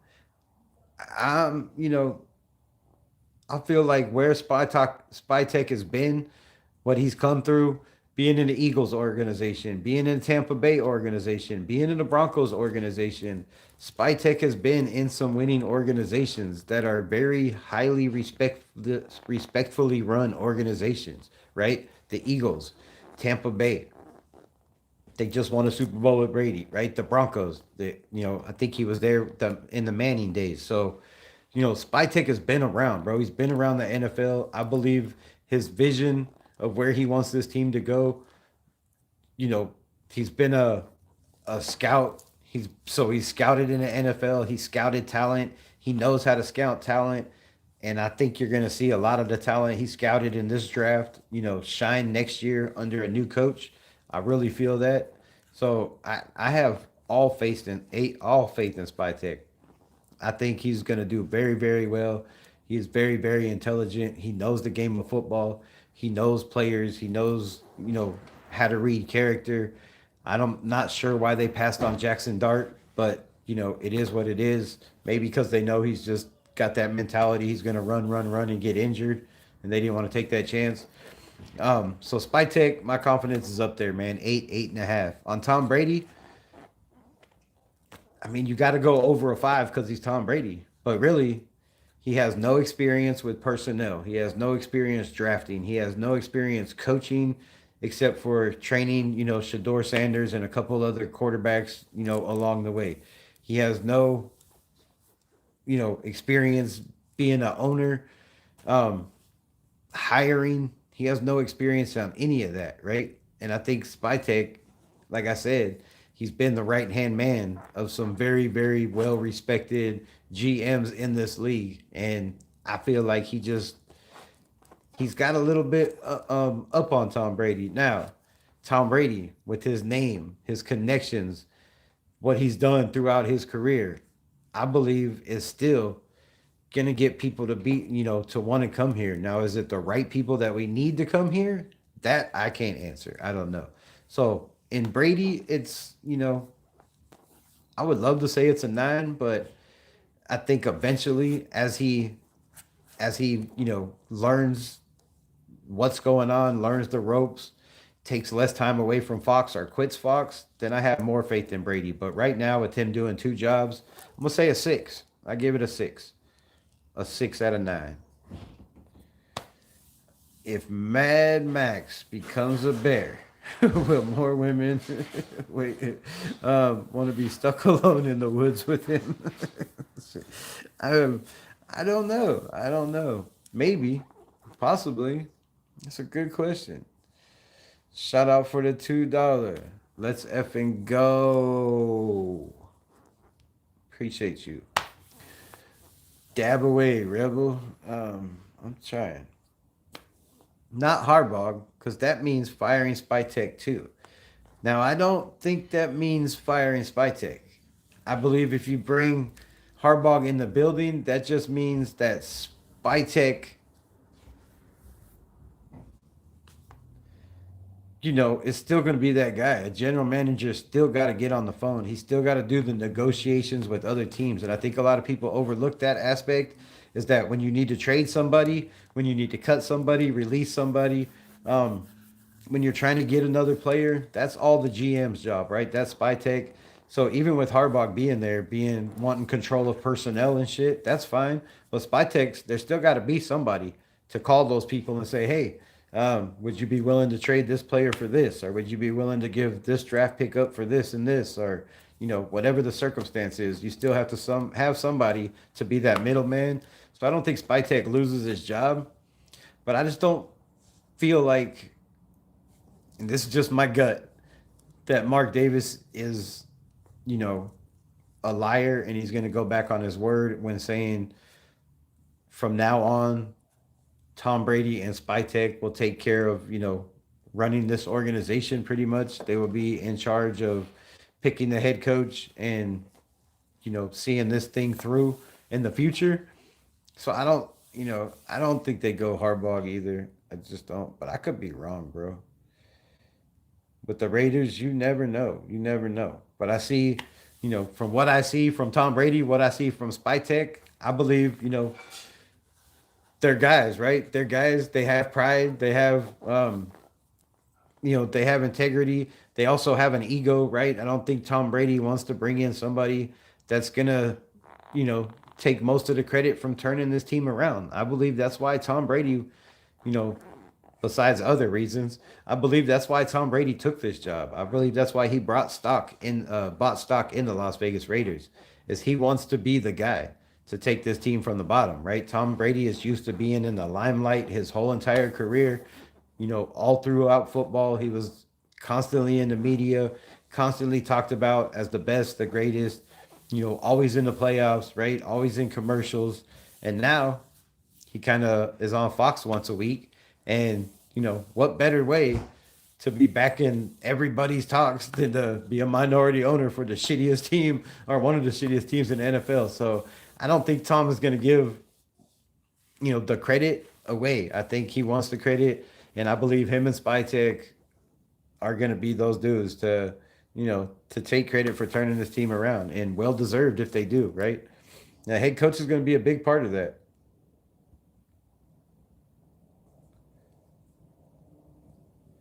I think Raiders is the best fit for Stefanski. He rely heavily on tight end and running back more than a wide receiver. I agree with you 1,000%. If you look at both tight ends, right? He had Fannin Jr., who just came in as a rookie with four different quarterbacks, and still all he did was catch balls and pick up first downs, right? You have Njoku or whatever, the dude with the messed up different color hair. You have that cat, who played pretty solid as a tight end. But then you have, right, a guy like, that was drafted in the second round, that comes in and just runs the ball all over people. There was constantly holes with not a great offensive line. I mean, there's not a lot of high paying personnel on the Browns offensive line. And matter of fact, I think they have 4 offensive linemen that are free agents this year. So they're going to lose a lot of guys if they don't resign. So yeah, I believe 100% with you. Look what he did with Judkins before he got hurt, right? Judkins was the best rookie running back in the NFL before he got hurt.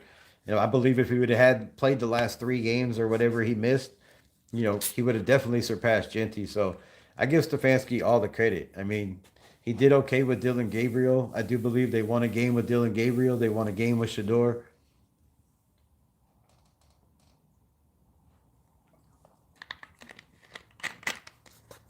And having a kid like Shador in the building, right? Just that cocky ass ego that thinks he knows everything. And I mean, what did he say in his interview, right? Oh, I believe I could be way better than all these quarterbacks. I don't know why they're not putting me out there. And then you put him out there and you end up with the 18.5 QBR, the worst in the history of all of the NFL. I mean, that's a lot to deal with. There's a lot of egos in that building. So I think Stefanski did a hell of a job. I think the Deshaun Watson situation, I don't know if that was him or somebody else, but I think Stefanski, kind of fits the Raiders, right? Kind of fits that Raiders. He might bring back that, that rugged style, take no shit kind of attitude. I would hope. A younger coach for a new perspective. I like that. I like that. Today and tomorrow will be just another day. Fucking no shit. No shit.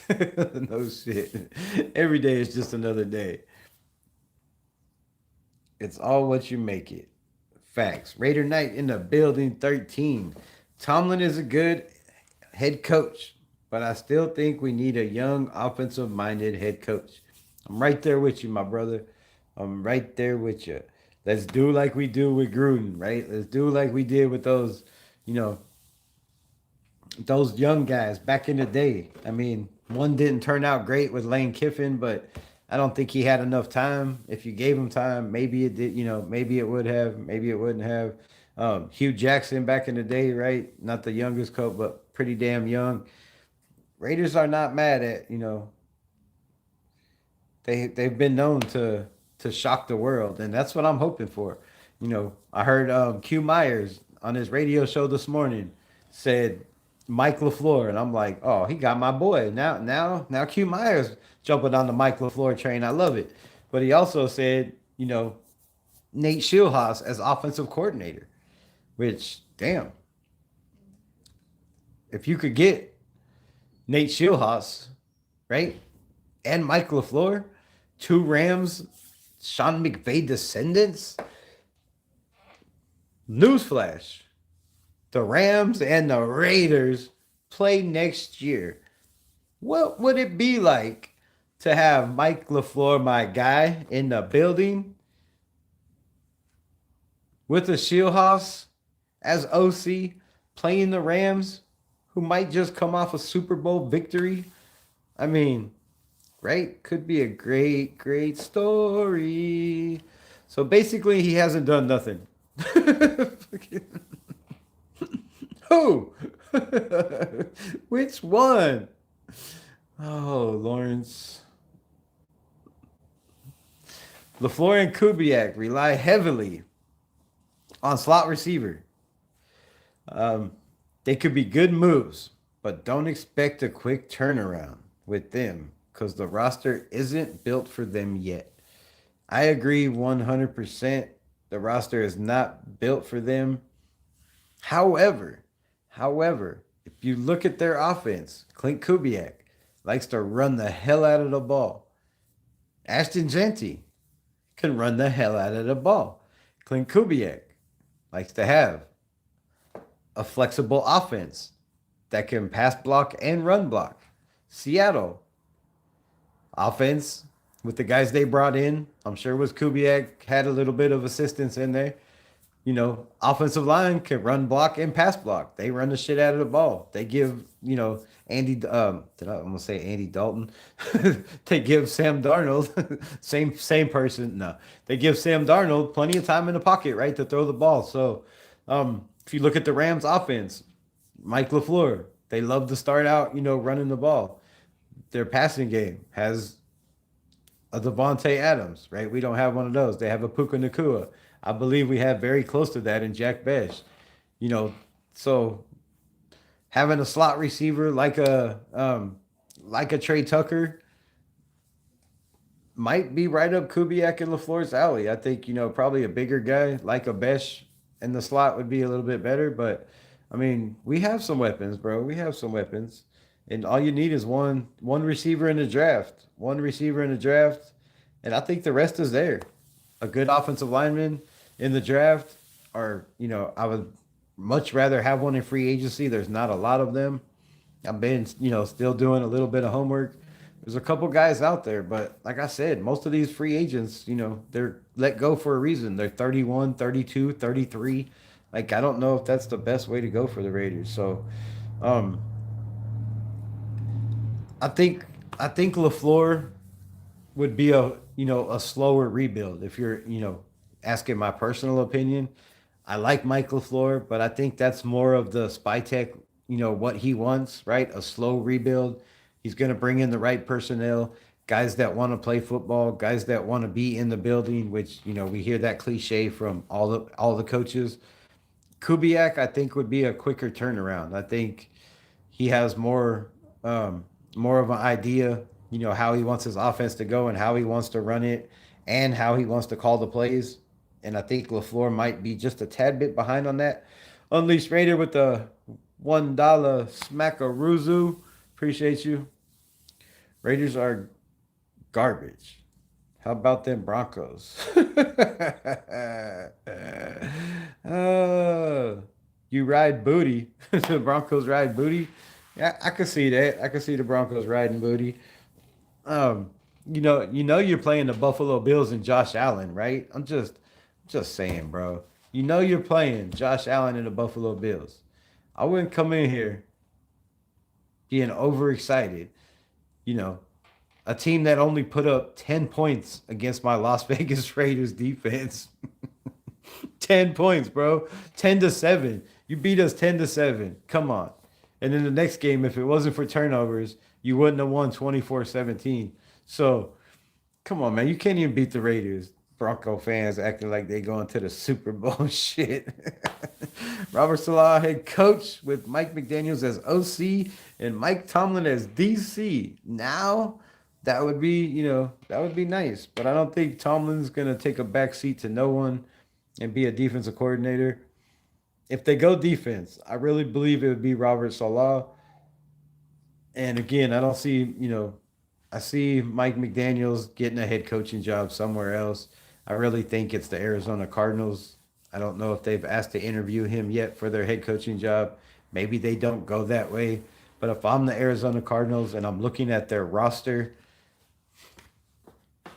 yeah, I'm calling Mike McDaniels. But, the way it went in Miami, maybe they heard something and don't want to go that way. Chatty Raiderette in the building. What's good? Appreciate you. It's been a minute. We can do Shula as well. That would be crazy if you could get all three Rams guys over here. I mean, I'm sure you mean as the head coach. I don't know, man. Shula's defense has been scaring me in the playoffs. Kind of like Jeff Halfley that we talked about, right? Jeff Halfley is one of those dudes that was one of the big names in the coaching cycle. And then all of a sudden, you get to the playoffs, and damn, you give up 28 points in the second half to the Bears. I think that name might have slowly started trickling down the screen. Why are you ending my live at 1:45? What the hell? Last time the Bears and the Patriots went to the Super Bowl was 1986.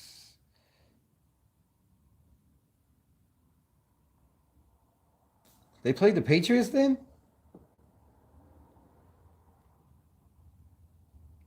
Who was the quarterback then? Did they really play the Patriots then? That'd be sick.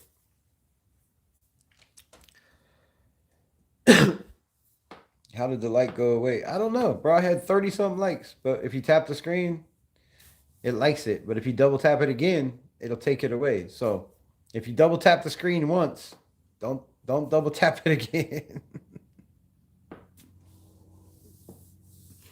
Right? Give likes and take them away. I'm that far behind. Holy shit. Dalton Wagner as well. Drafting Mendoza and Surratt would make a run for 2016 season.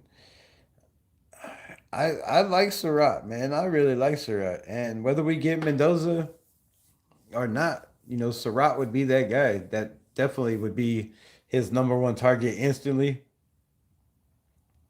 Offensive tackle in the draft. Who you looking at though? Who you looking at? I like the young man at a Penn State. I know I always get his name wrong, so I'm not even gonna pronounce it. But I like the young man from Penn State. We'll break all that down. What's the date today? Where are we at? Anybody know? The 13th, bro.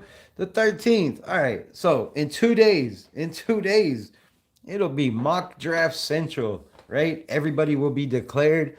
I'm standing on my guns. I've seen all the crazy mock drafts out there. I've seen all the trade scenarios. I've seen, people just going wild with Fernando, number one. We're gonna do something a little different. We are. So make sure you pull up in 2 days. We will be probably live most of it to see who declares, who comes out, right? I don't know how big of an event it's going to be. Most of them probably seem like they've already declared, and decided. Some of them the last day. Some of them, I believe, have a little bit of extra time, like Oregon, I think, because they were in the playoffs. So if that's the case, then damn, everything I just said was null and void. However, if everybody declares on the 15th, like I think, we'll be live most of the day.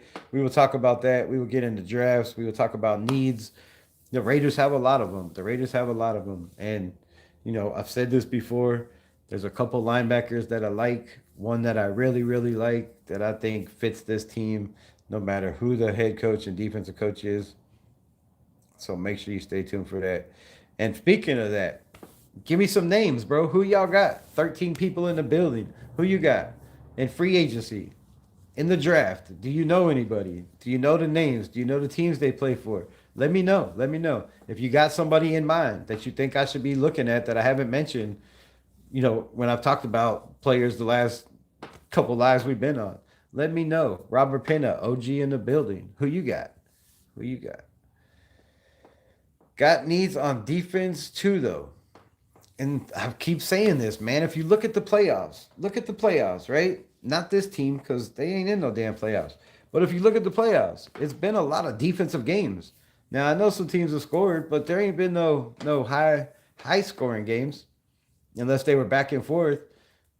But mostly the defenses have played, lights out, especially the Sunday night and the Monday game. No offense at all. But defense still wins football, man. And I I'm gonna stand on this till I die. You have to have a top ranked defense, at least top 15 in the NFL to draft a rookie quarterback. And if you don't have that, come on, man. I mean, you could say the Texans didn't. Yes, they did. The Chicago Bears, yes, they did. Their defense was in the top 15, 16, right? The Houston Texans, when they drafted their quarterback, CJ Stroud, they also drafted Will Anderson. If their defense wasn't in the top 15, it sure the hell was the next year. So, the Raiders aren't even close to that, bro. We are not in a position to draft a quarterback number one overall. We're just not. But, if we do, then we do. Who do you got in the divisional rounds? Um, Rebel, I didn't get the You didn't get the noti? Damn. Well, you might have to tickle it more. I don't know. I don't know. Maybe he wasn't tickling the noti enough. I don't know. Unsubscribe, resubscribe. That's bullshit because I put it out way early. It was like an hour and 45 minutes or 2 hours before I went live. So if you didn't get it, anybody else didn't get it, let me know. I got to fix that shit. Definitely like it much better when my peeps are in the building. But let me know. Like I said, let me know who are your players that the Raiders should go look after or look out for. He needs a chest. Who needs a chest? Chest for what? Harbaugh said he wants his buddy to get hired as GM with him. Yeah. And yeah, Harbaugh wants the GM. He wants, $20 million. He also called the Las Vegas Raiders. From what I hear, they didn't reach out to him. I heard he reached out to them. So Harbaugh may be very interested in the Vegas job, but I just don't think Vegas is interested in him. I think they just want to go in a different direction. He mentioned something about being stuck with Crosby. I said he needs a better chest workout um, to build his chest. Oh, I'm like, what? 805 Raider in the building. What's good? Have a good life, my brother. Appreciate you. We need to hook up and do one of these days. We need Fernando Mendoza, humble and very good. I agree with that. I agree with that. His character is great. But how's that character gonna fit in a place like Las Vegas, man? Like that place is absolutely crazy, wild. You gotta think about the family. Are they gonna move to Vegas? Are they gonna stay where they're at?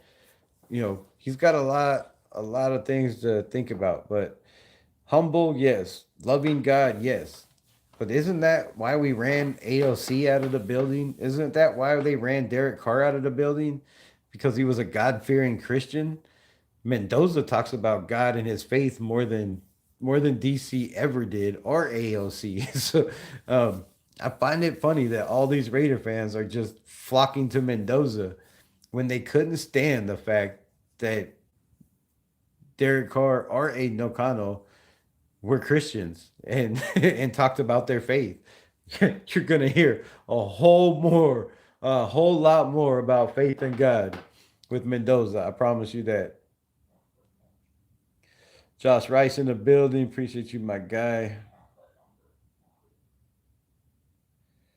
Um, You rap for Bun B? What? Send me some shit. I'll play it on the channel. I'll put it as my intro. How about the Bills? All right, so divisional rounds. Who we got, man? We got what we got? Seahawks 49ers.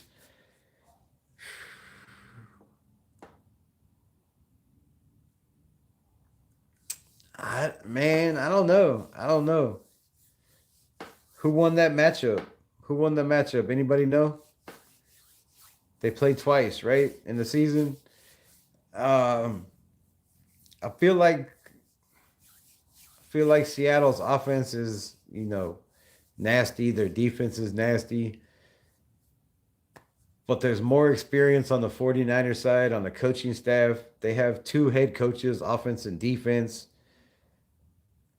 And golly, the injuries they have, I don't know, man. That's a hard ass game to call. That's a hard ass game to call. I can never root for the 49ers. I want Seattle to win, but I just don't think they are. Let's do that. Let's do that. I can't root for the 49ers. Um, the next game is what? What's the next game? Why don't I have this in front of me? God, I should already know this.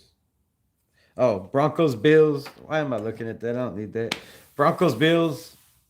I got the Bills. I just think the Broncos, Sean Payton, I think they struggled against too many teams that, their schedule was the easiest schedule in the AFC West. A lot of people don't know that, but they had the softest schedule in the AFC West, and they struggled in a lot of those games. They pulled them out. Yes, they won.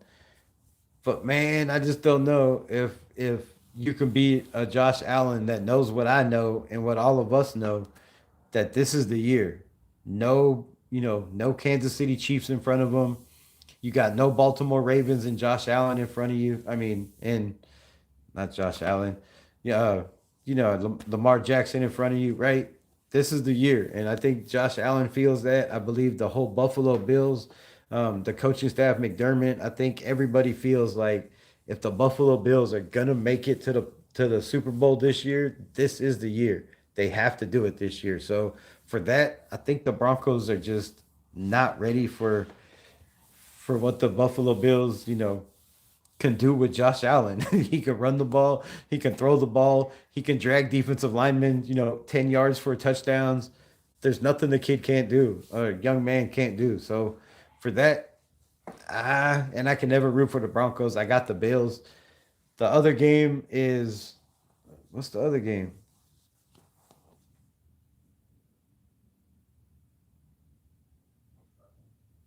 I don't know what the other game is. I'm drawing a blank.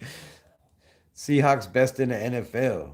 I mean, that's debatable. They did win their division, right? They did have the best record.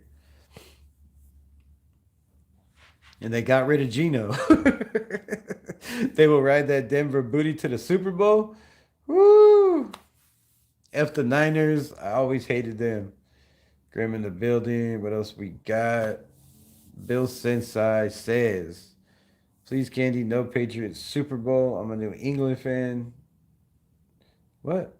Oh, I'm from New England, and the fans here are insufferable. And what?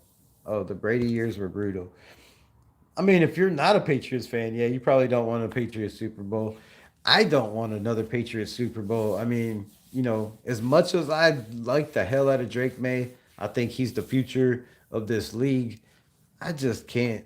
I just can't. I just can't. I just can't watch the Patriots in another Super Bowl. The NFL can't do that to us, man. They can't.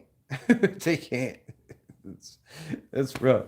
So, yeah, I don't know. I don't believe they get past the Bills if it does come down to that. I know they beat them the first time. They got beat the second time. And that's going to be a hell of a, AFC championship if it comes down to those two.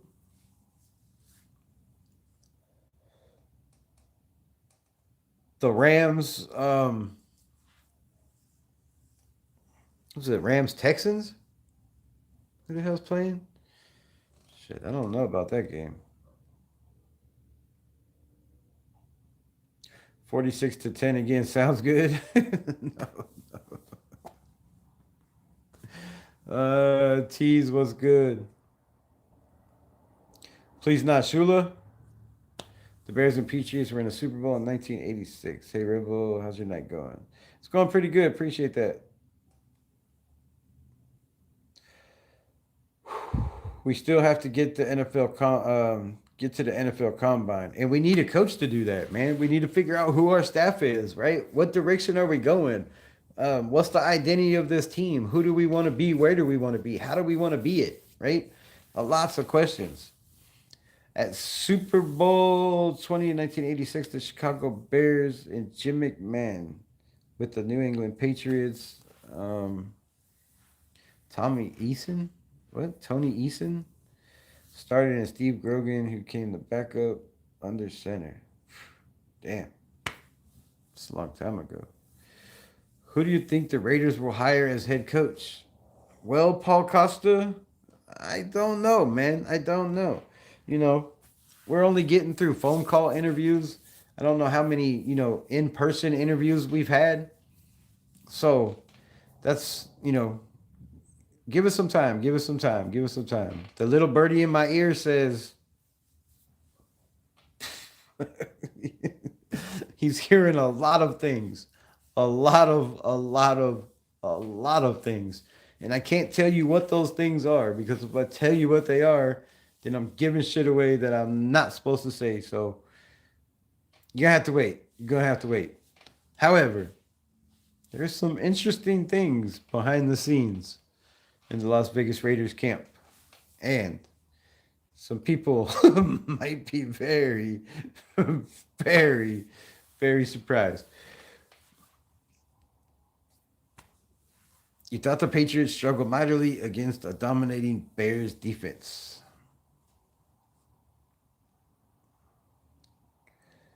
Maybe draft Crosby. Gosby in the third round. Does he make it that far? Does he make it that far? Is that the tackle, right? Tommy the GOAT knows it's all about the QB. And we're all of us are forgetting that Tommy the GOAT said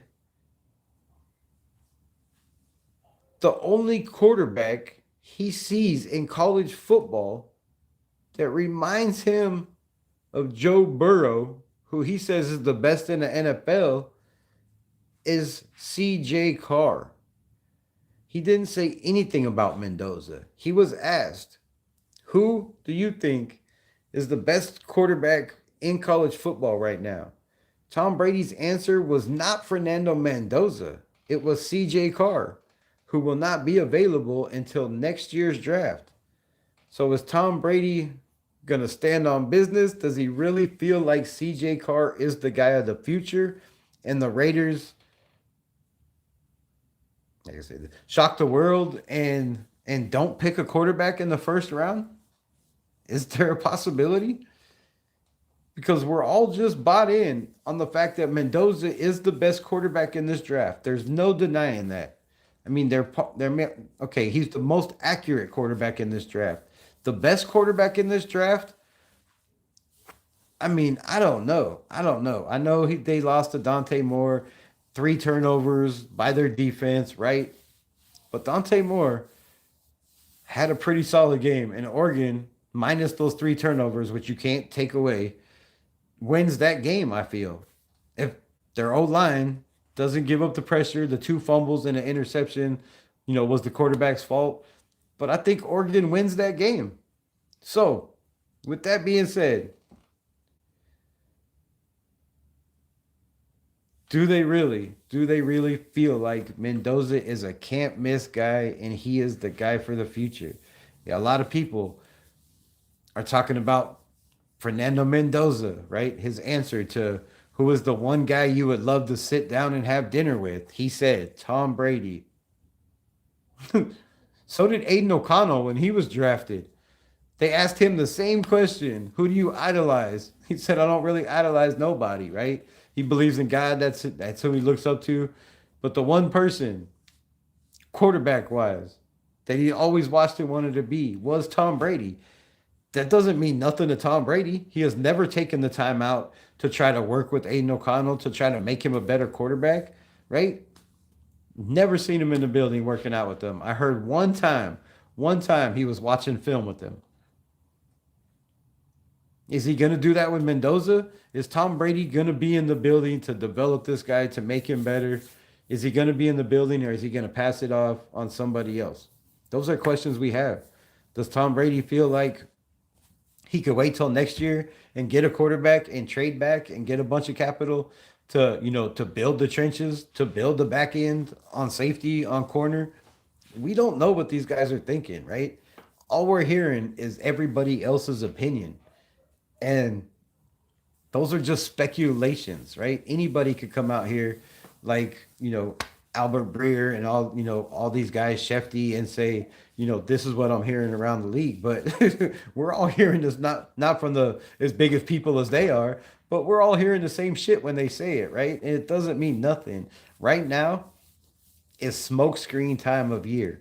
Every team in the NFL wants somebody to believe this is their number one guy. Every team in the NFL wants somebody to believe this is their quarterback. Everybody, right? Nobody's going to say, okay, this is our guy. This is who we're drafting. Very seldomly teams do that. It took until 2 weeks before the draft to finally hear the Tennessee Titans say, Cam Ward is our guy. We're not trading back, right? There were speculations, lots of speculations, but it took them till 2 weeks before the draft to say, this is our dude. Don't call us. Don't bug us no more. We're not answering the phone, right? The Chicago Bears did that with Caleb Williams. The Redskins, the Commanders, sorry, did that with JD5. But very seldomly do you see a team just come out and say, this is our guy, right? This is our guy. And if they do, a lot of those times, that team is, trying to get the most value they can get for that player if they come right out and say, this is the dude I want. So it's smokescreen time. And, the Raiders aren't going to, if they want something to be put out there, they're going to say it for a reason, right? Everything that's been put out in the last couple of weeks is the Raiders putting that out there because they want it out there. But nobody has said the Raiders, Tom Brady wants Mendoza. Spytech wants Mendoza, right? There's been no talks about that. Last year, Ashton Genty, there was all kinds of talk about Spytech. Spytech even came out and said, Ashton Genty is a very, very nice running back. I mean, not saying that we're going to draft him. My son said he'll run away if we don't.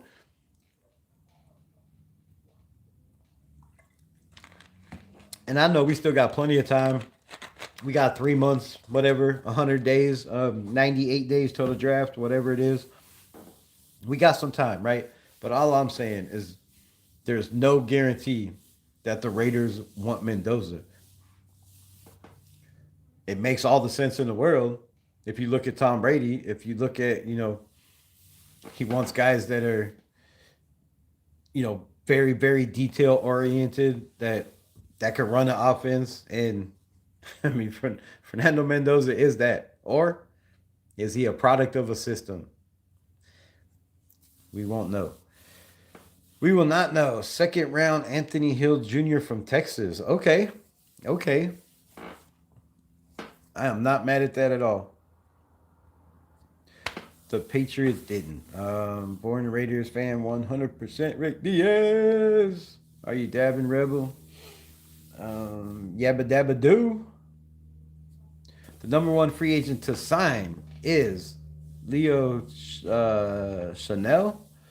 Dude can play outside linebacker, middle linebacker, defensive end.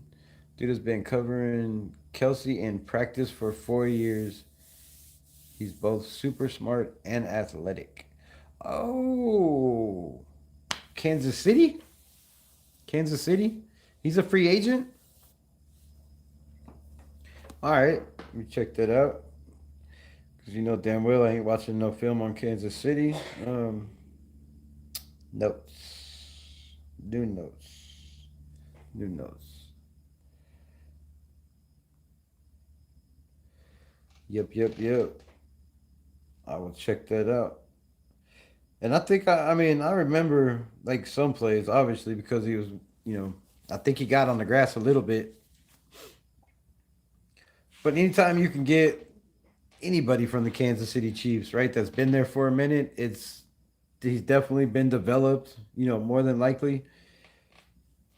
But let's leave that up there. Raymond Chester. Better not be giving me no fake names. Who the hell's Raymond Chester?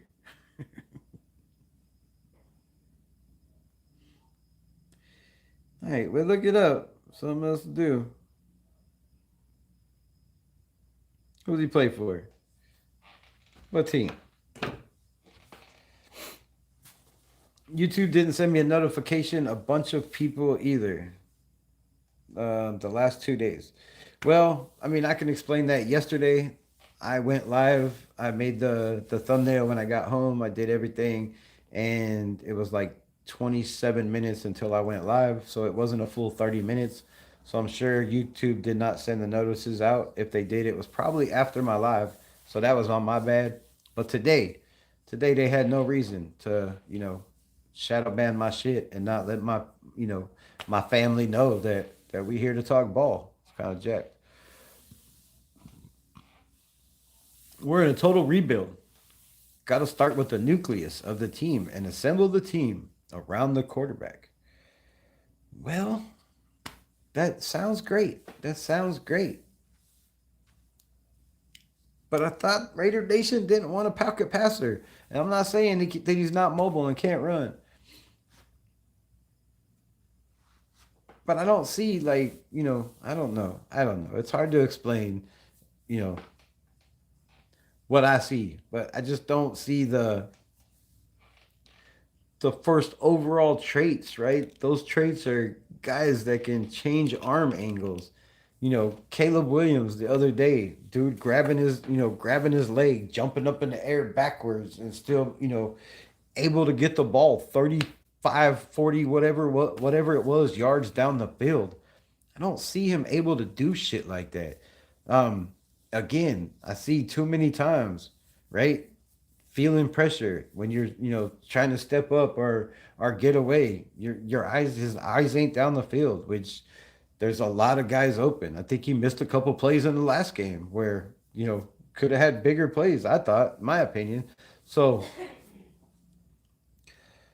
I mean, I don't, yes, we need a quarterback, that's 100%, and there's no reason to wait till next year unless unless they have somebody next year, and there's no guarantee that kid's not going to get hurt in training camp. He's not going to get hurt in the middle of the season, right? I mean, it happened to Drew Alar, Cade Klubnik, Nussmeier got benched this year. There's no guarantee that any of these guys next year are going to be what they are this year. I get that 100%. But there is a guarantee if you get 4 first round picks or 3 first round picks that it doesn't matter because you have the picks, so it doesn't matter. And you're probably trading with the team like the Arizona Cardinals or the Jets, who are going to be in the same situation next year. And more than likely the Raiders, probably win 5, 6 games and probably won't be in the same situation, but we could very well be in the top 10 picking next year. And if you trade back and get, 2 extra picks for next year and then we're still bad and in the top 10, could you imagine having 3 picks in the top 10 next year? It could happen. It could happen. Just as, the percentage of that happening is just as high as drafting Mendoza and him being, an okay quarterback or taking us to the playoffs. Because quarterbacks drafted number one overall, again, it's not it. And I'm gonna go live on the computer in the next 1 or 2 of these days so we can break down these stats and these quarterbacks and the history of the teams that they played for. Were they just bad teams that never, developed? Or was it just a quarterback that was poorly scouted, right? Drafted way too high. We see it every year. At least if you follow football enough, or if you do any film breakdowns, or if you follow the draft and the coaching cycles and all that shit, right? You know, every single year, the biggest thing everybody complains about, former players, former quarterbacks, former coaches, is the horrible, horrible evaluation of quarterbacks in the NFL. So many of these guys taken in the first round are second or third round quarterbacks. I mean, last year everybody thought Shador was a first round quarterback taken in the fifth round. That probably should have went in the third. That's where I had him, third round. Needs development, right? He comes in the NFL, 18.8 QBR, the lowest in the history of the NFL. Yes, you could say he didn't develop. Yes, you could say he was, third, fourth string most of the year. But you could say that about Aiden O'Connell too, who came out and threw 9 touchdowns to 1 interception in his last 6 games, right? So development is a lot of mental, and you're not, a lot of these guys' evaluation of where they should go are just not even close by some of these scouts. And that's the problem with a lot of these bad teams, right? The Raiders, for one, the scouts we had, Tyree Wilson, 7th overall. Who the hell had Tyree Wilson 7th overall?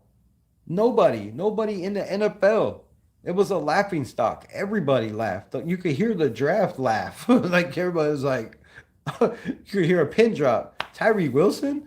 The Raiders, with all the problems they have, this is who they drafted 7th overall. Evaluation from these scouts.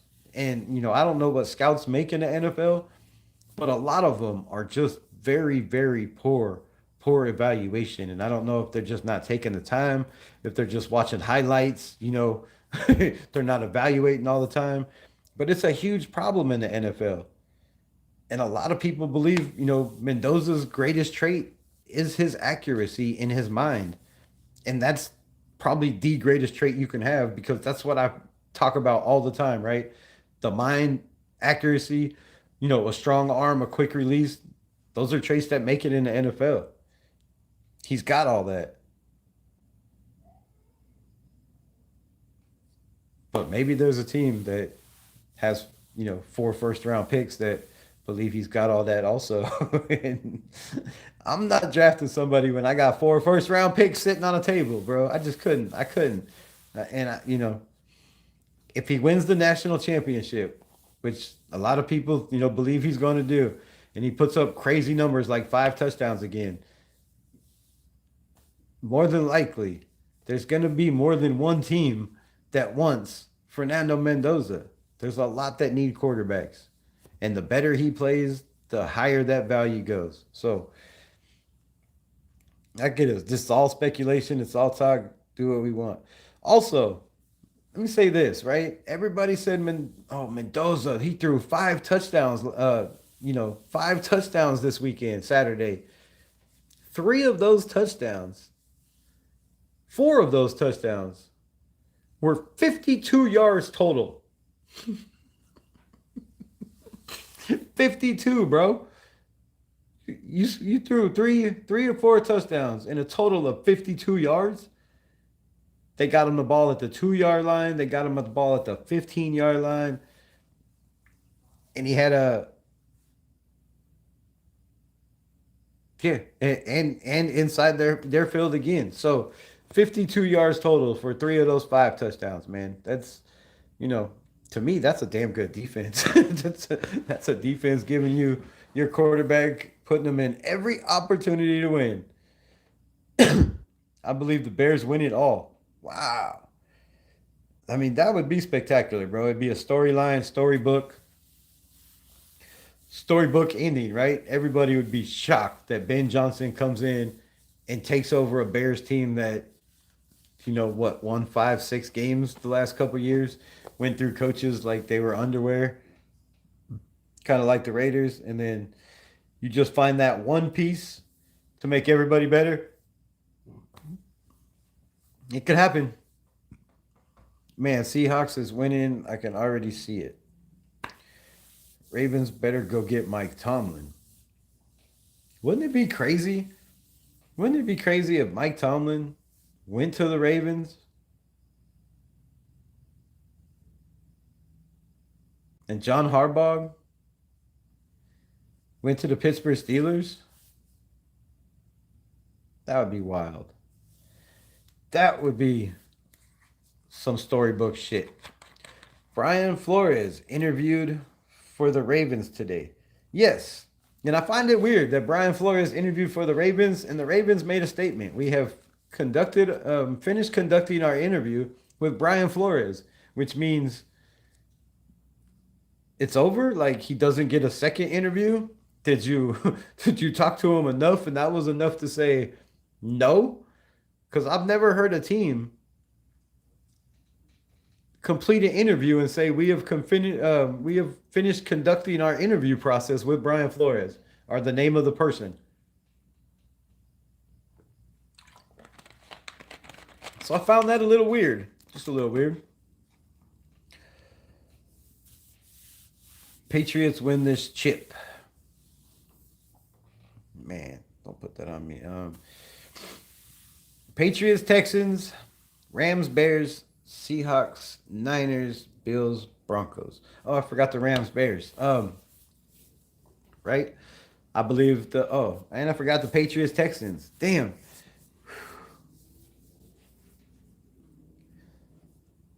The better quarterback, Patriots, Texans, is obviously Drake May. If you follow me on X, go see my comparison. CJ Stroud to AOC in their first 20 starts. Y'all crazy, man. AOC. But anyways, Patriots, Texans. I think Patriots, that defense is nasty. The Texas defense is nasty. So it's going to come down to which has the better quarterback under pressure. And to me, it's not even a question. It's Drake May. I believe they have three good running backs. You know, they have a very underrated receiving core. Not a lot of big names, but they make a lot of big plays. I'm going to have to take, I don't know, bro. I missed one game out of the first games. That's rough. That's rough. I'm taking the Patriots. I think Drake May is ice in his veins, bro. You know, he makes a turnover and he throws 2 touchdowns. So I'm taking the Patriots. Rams over the Bears. I am taking. That's rough too because the Rams defense with Chris Shula has been horrendous in the playoffs. This game, it has been bad the last 5 or 6 weeks. They have not really held a team under 20 points, I don't think. I don't need to look it up. I pretty much know. I don't think they've held a team under 20 points in the last 4 or 5 weeks. So Chris Shula and that Rams defense is struggling pretty bad. The Bears and Caleb Williams, you know, are firing on all cylinders. They struggled in the first half. They blew it up in the second half. And that's kind of scary. So if the Patriots can't put up more than 16 points, which I believe they can against the Bears defense, that's going to be a rough game, bro. Damn. I don't know. I don't know. Let me think about that one a little bit more. Seahawks and 49ers. I'm going to take the Seahawks. I think I just want the Seahawks to win. But more than likely, I think the 49ers is just a better coach team and a better team with more experience. Buffalo Bills and the Donkeys. Got to take the Bills, man. Got to take the Bills. And I would like to see the Bears win. I would definitely like to see the Bears win over the Patriots, even though Ben Johnson left us, you know, standing on the altar. But I already knew he wasn't taking the job. If you follow this channel, you know, we talked about it. There was no way he took this job over the Bears job. He has a thing for Matt LaFleur. You know, they have some kind of little feud going on over there. And he wanted to be the Bears head coach so he could do what he said. Enjoy beating Matt LaFleur's ass twice a year. So,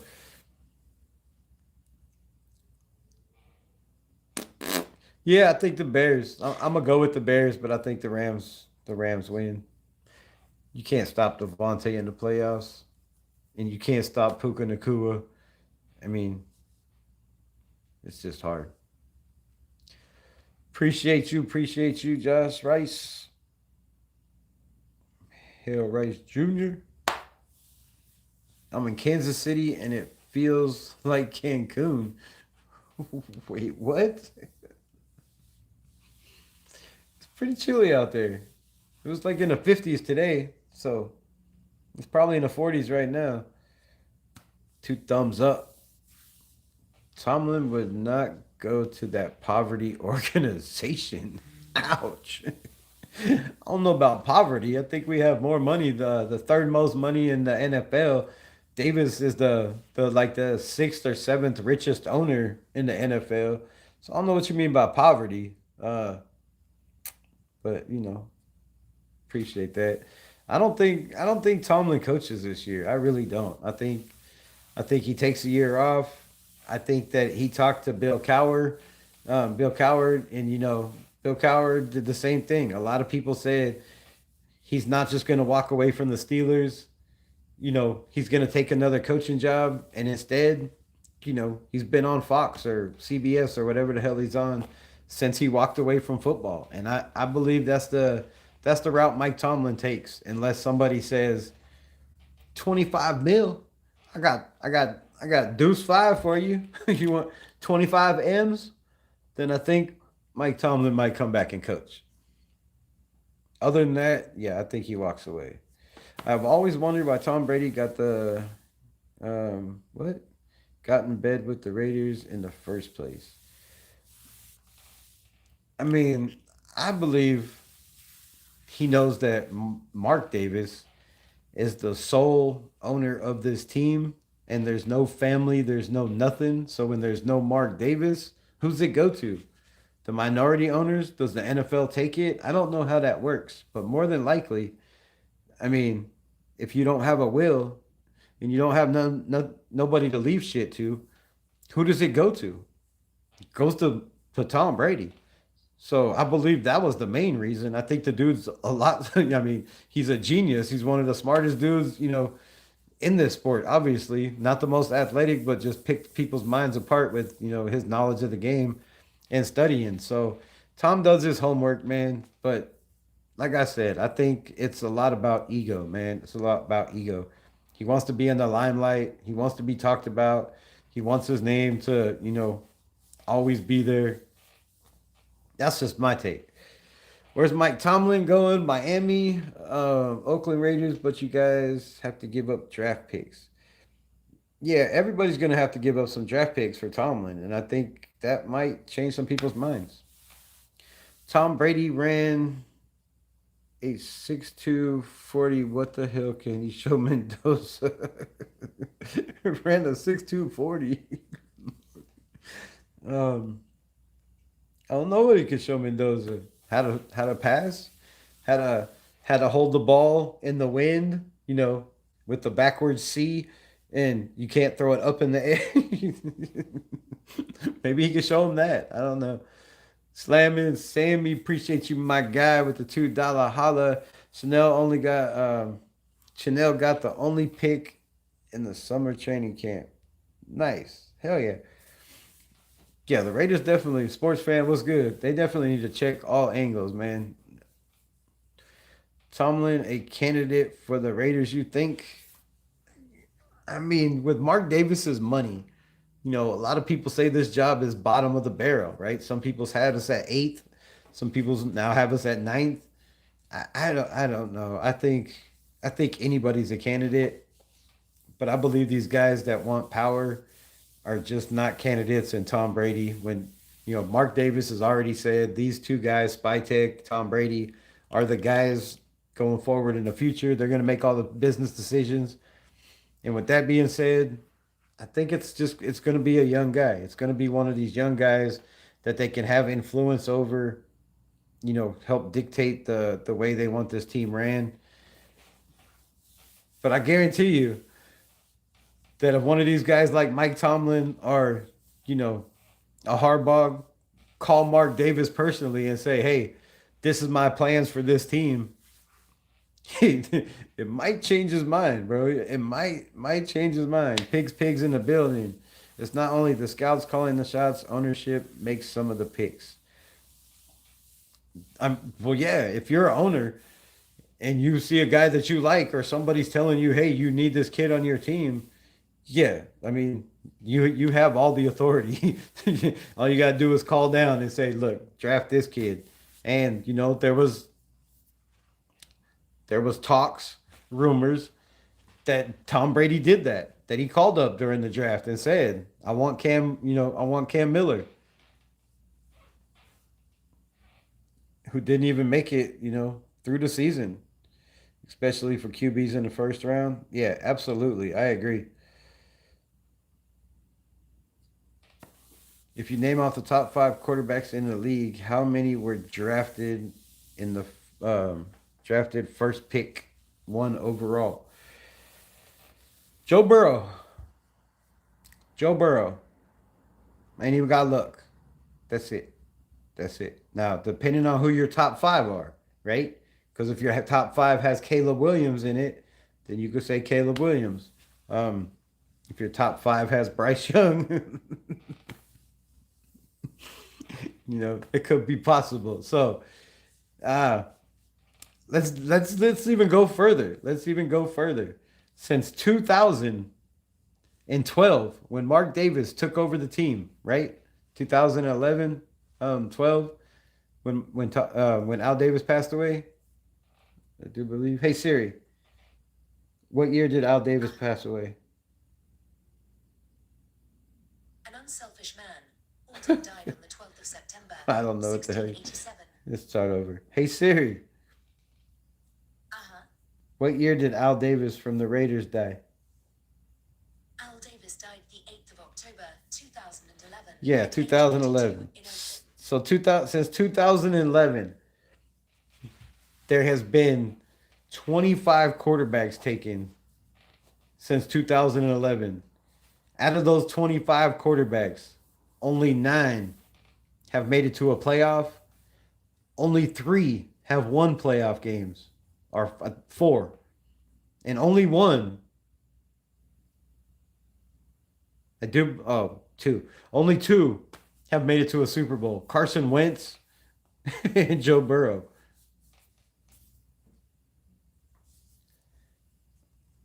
That's in the last 25 years. So, first overall pick quarterbacks usually are bust for the first 3, 4, 5, 6, 7, 8, 9, 10 years.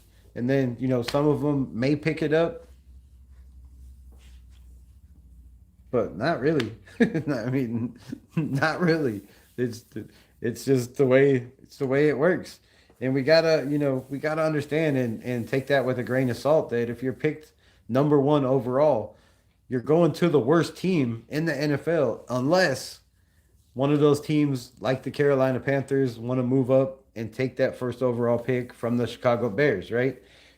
But they were still, 7th, 8th, somewhere in there. What is wrong with you? The scouts in the front office that drafted Tyree Wilson first overall, drafting a great white cheese ball, Aiden O'Connell in the 4th round, QB, no other team interviewed. No other team interviewed? What is wrong with me? What are you talking about? Front office, Tyree Wilson first overall. With their first pick. He wasn't first overall. He was 7th. I get that. And there was a lot of teams that called on Aiden O'Connell. Well, say what you want about Aiden O'Connell, bro. Look at this. Look at this. Check this out. Check this out, homie.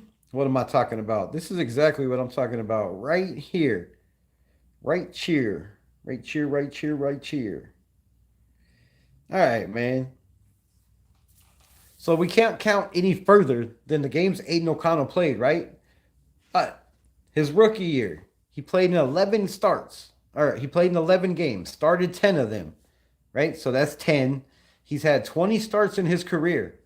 CJ Stroud, who many say was a generational talent coming out of this draft, drafted 2nd overall, only because the Carolina Panthers moved up to the first overall, pick and got him. But let's look at this. In 20 starts in the NFL, CJ Stroud has 4,108 yards. Aiden O'Connell, with 2 head coaches, 3 offensive coordinators, has 3,830. A difference of 268 yards. One drafted 4th overall to a team that's had 3 head coaches. One drafted 2nd overall with the exact same head coach, same offensive coordinator, a top 15 defense. CJ Stroud, passing touchdowns, 23. Aiden O'Connell in 20 games, 20. Interceptions, CJ Stroud, 6. Aiden O'Connell, 11. Completion ratio, Aiden O'Connell in his first 20 games, 62.6. CJ Stroud, 1st overall pick, 2nd overall pick, 63.9. A difference of 0.3. 1.3. A difference of a kid that has been in the playoffs. CJ Stroud is the first quarterback in history to win his first playoff game in his first 3 years. CJ Stroud, passer rating, 108. Aiden O'Connell's 85.1.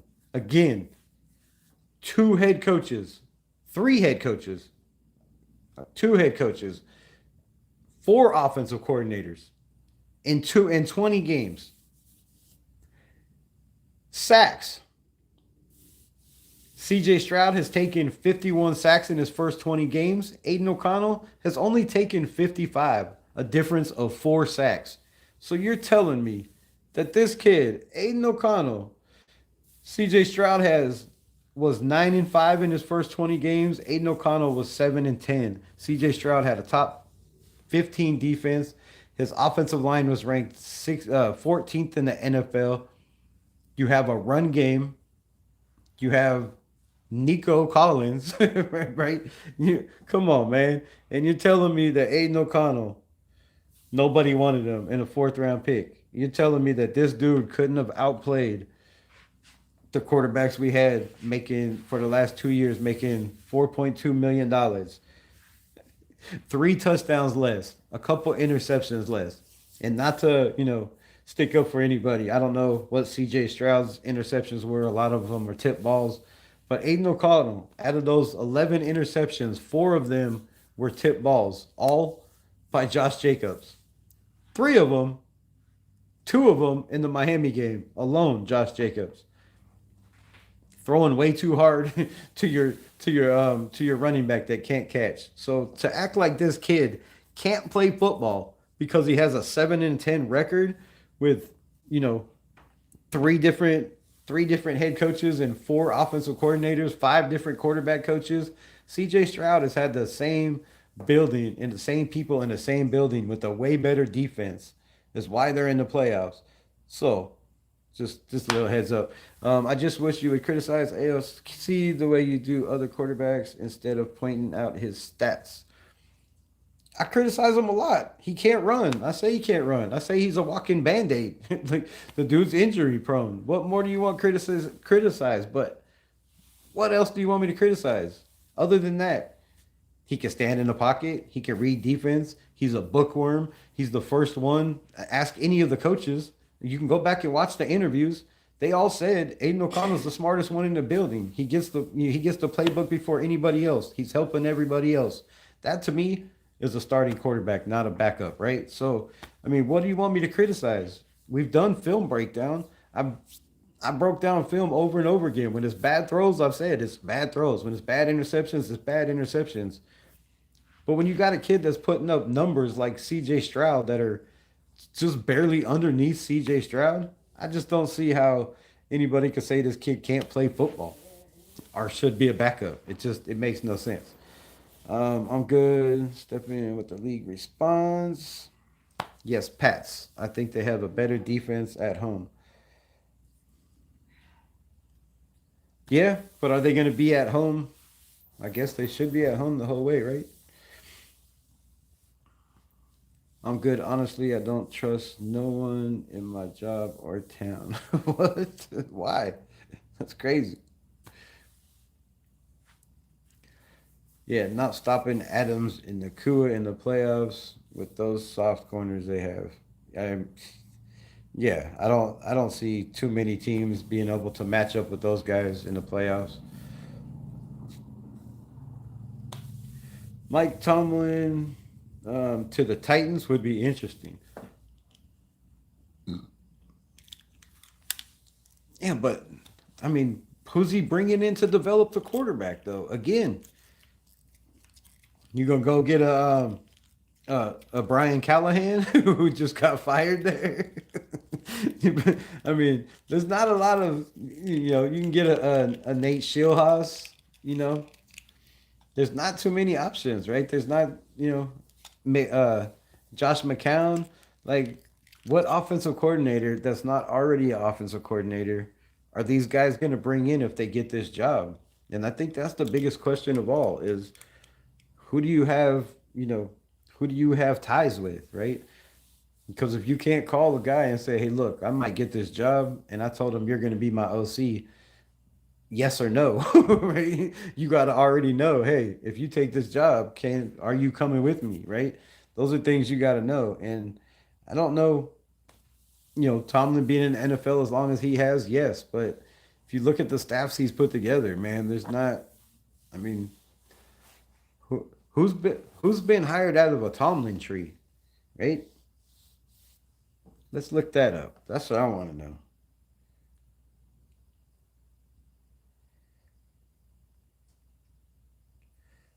Which coaches have had success in the NFL out of the Mike Tomlin tree?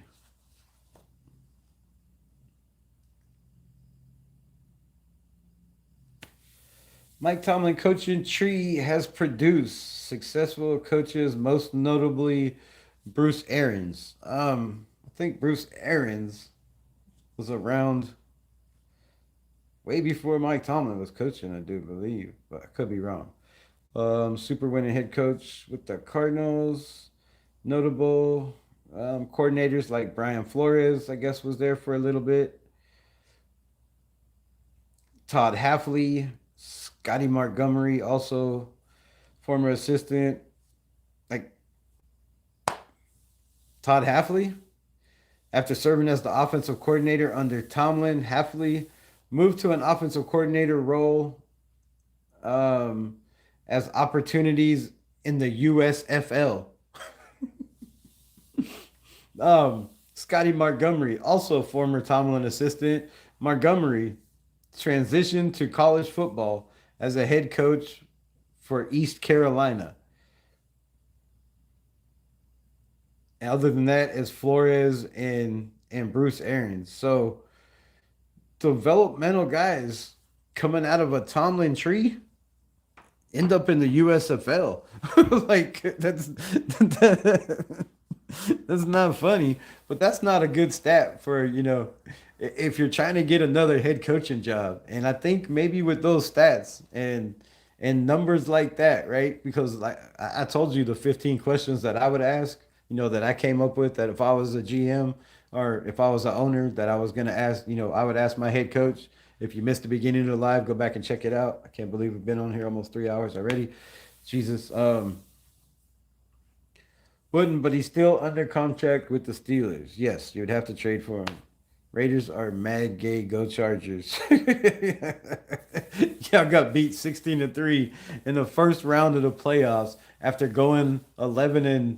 What? 12-4. What were you? 12-5. 11-6. The hell was your record? Whatever it was. Come on, man. Go discharge and leak somewhere else, bro.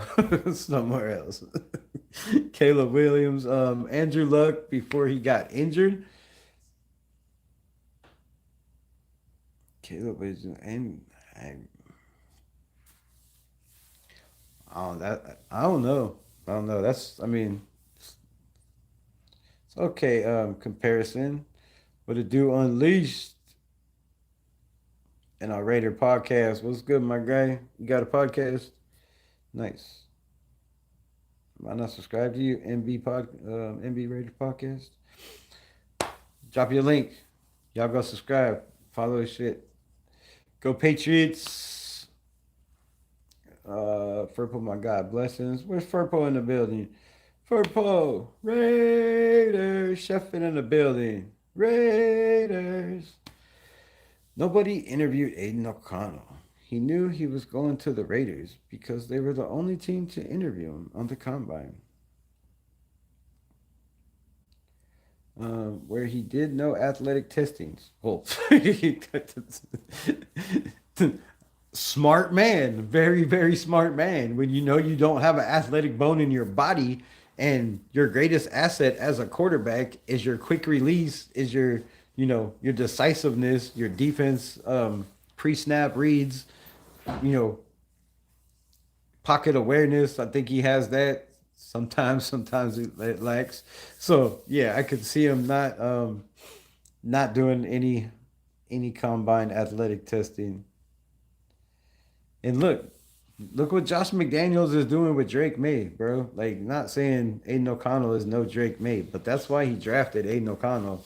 Was the same thing. A guy that if you put an offensive line around, you give a running game, and you give some receivers, he's gonna hurt you. He's gonna hurt you.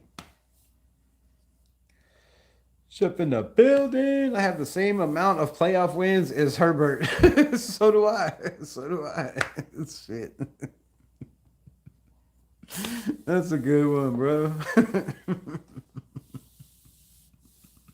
We all have as many wins as Justin Sherbert in the playoffs, bro.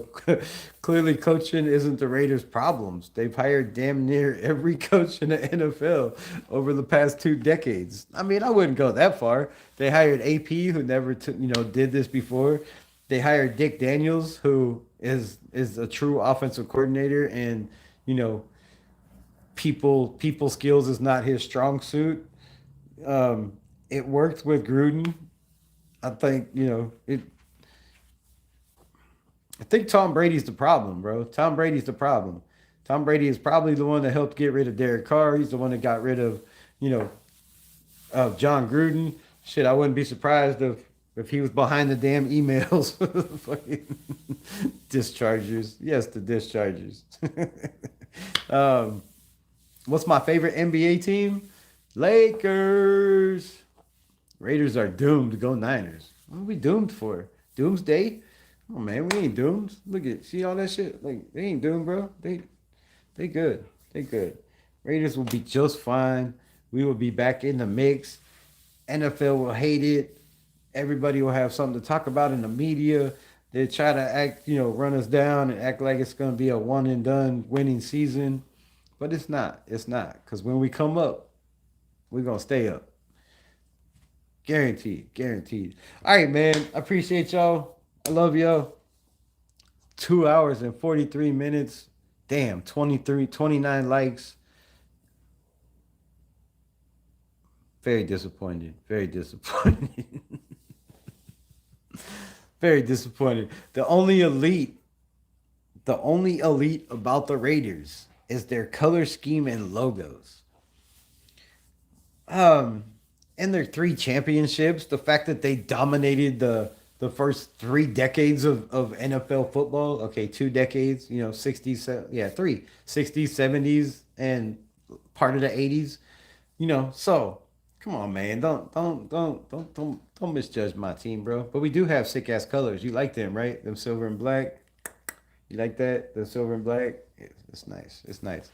We do have dope ass colors. But man, I appreciate y'all. I appreciate everybody. Hit the like button. I appreciate everybody that likes and subscribes to this channel. I appreciate everybody that donates and gives for my time being here serving with y'all. I appreciate y'all. I love y'all.